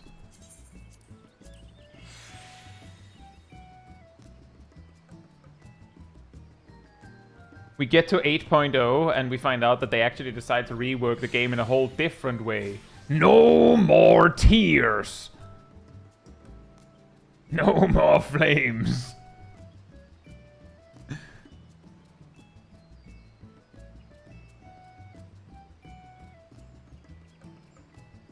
But it is funny how once you really pay attention to it, it's really hard to stop. And once you notice, it's really hard to ignore how many bosses say no more games or brings their all to bear. Trimble is a little more rare, but I think because of the memes of P12, it feels like, and also Ultimate Weapon, it feels more frequent.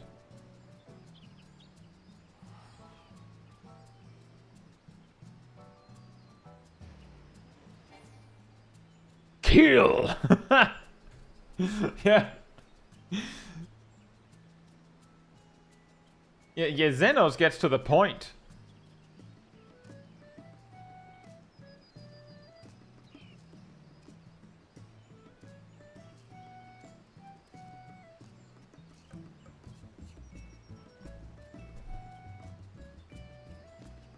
Schlobby.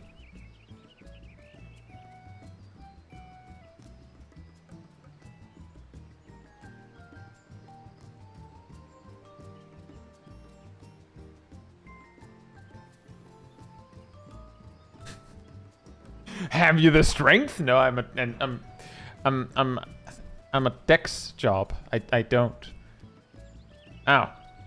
And he just stops mid-mechanic, just in the air, like, oh.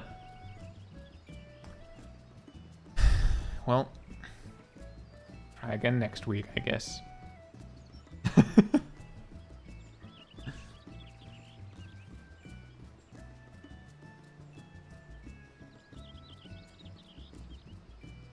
Space Queen says the worst one is virtually every boss shouting, "Come at me!" or something. Show me more! Approach! The time for games is over.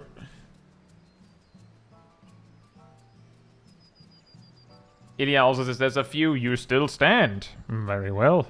More than I would expect. I also feel like this one has happened a lot more with the current raid series, which also makes a little bit more sense given the context.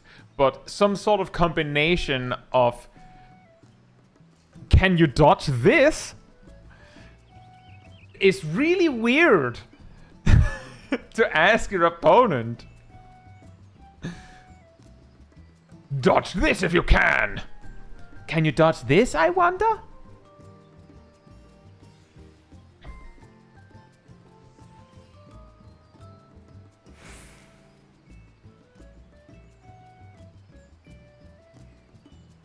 Can you dodge this? Not even attacking in the direction I am. You know, it's going to be it's even funnier with the black cat saying, "Can you dodge this, I wonder?" Because I believe she says it for her quad crossing, which on Savage is half of it is straight up unavoidable.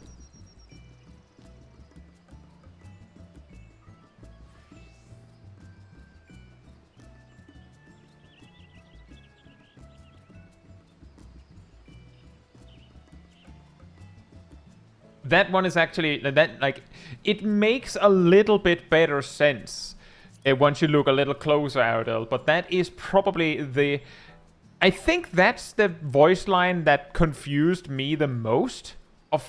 I think of all voice lines in Final Fantasy XIV is the "Will you dodge or will you bleed?" from Gilded Araya. The way that it makes slightly more sense when you look closer is that she says that specifically for a mechanic where if you are hit, you get a bleed effect instead of a bone stack. Can you tell which one? That one also makes slightly better sense on Extreme because there the telegraph is invisible.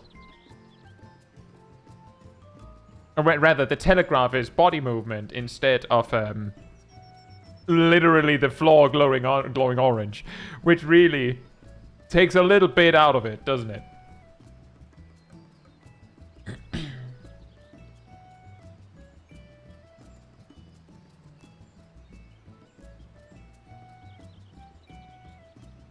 But yeah, that one with Gilded Araya, that one was so weird.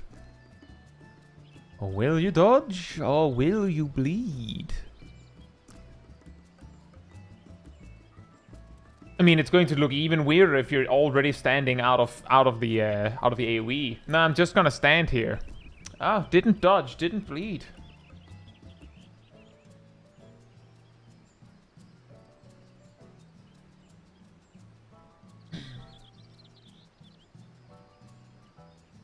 Now, we managed to get all of the duties that I had on my list done.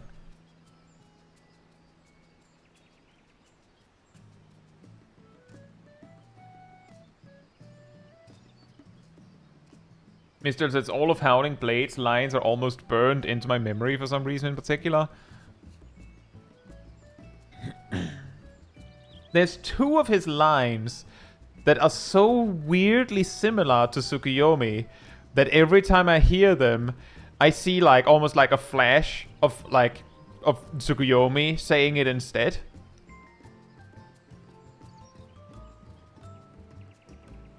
I think it's 2.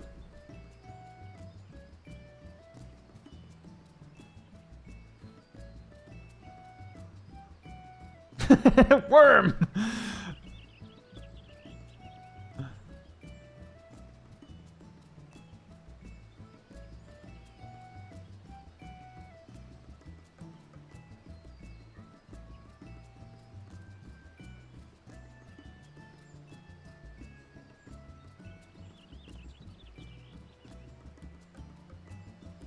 Now, that said, I do think this is a good time to wrap up. So, if you would like to be part of the Discord community server, there's a link right there in the chat. There you will also find the weekly schedule where you can see what else is coming up in the coming days. I usually update it Sunday and Monday. Take note that there is an earlier stream tomorrow on account of my birthday the day after. You'll also find the announcement room with links to videos and streams when I put them out. And if you grab the reminder roll in the roller announcement room, you'll get a notification whenever I post a video or stream, as well as an extra one around 15 minutes before stream starts, so you can catch it right when we go live. And if you'd like to support the channel even more directly, you can become a member, you can subscribe, you can like the stream over on YouTube, you can use the bits, the cheers, the super chats and all that stuff, you can gift memberships, you can do all that goodness. If you don't like any of that, there's also a Ko-Fi link that I will post it right there. It all helps support me and the channel directly, so I can focus on doing stuff like this with all of you. So thanks so much for the support. But that'll be it from me tonight. So good night, good morning, afternoon or evening, depending on where in the world, and I hope to see you all very soon. Bye bye!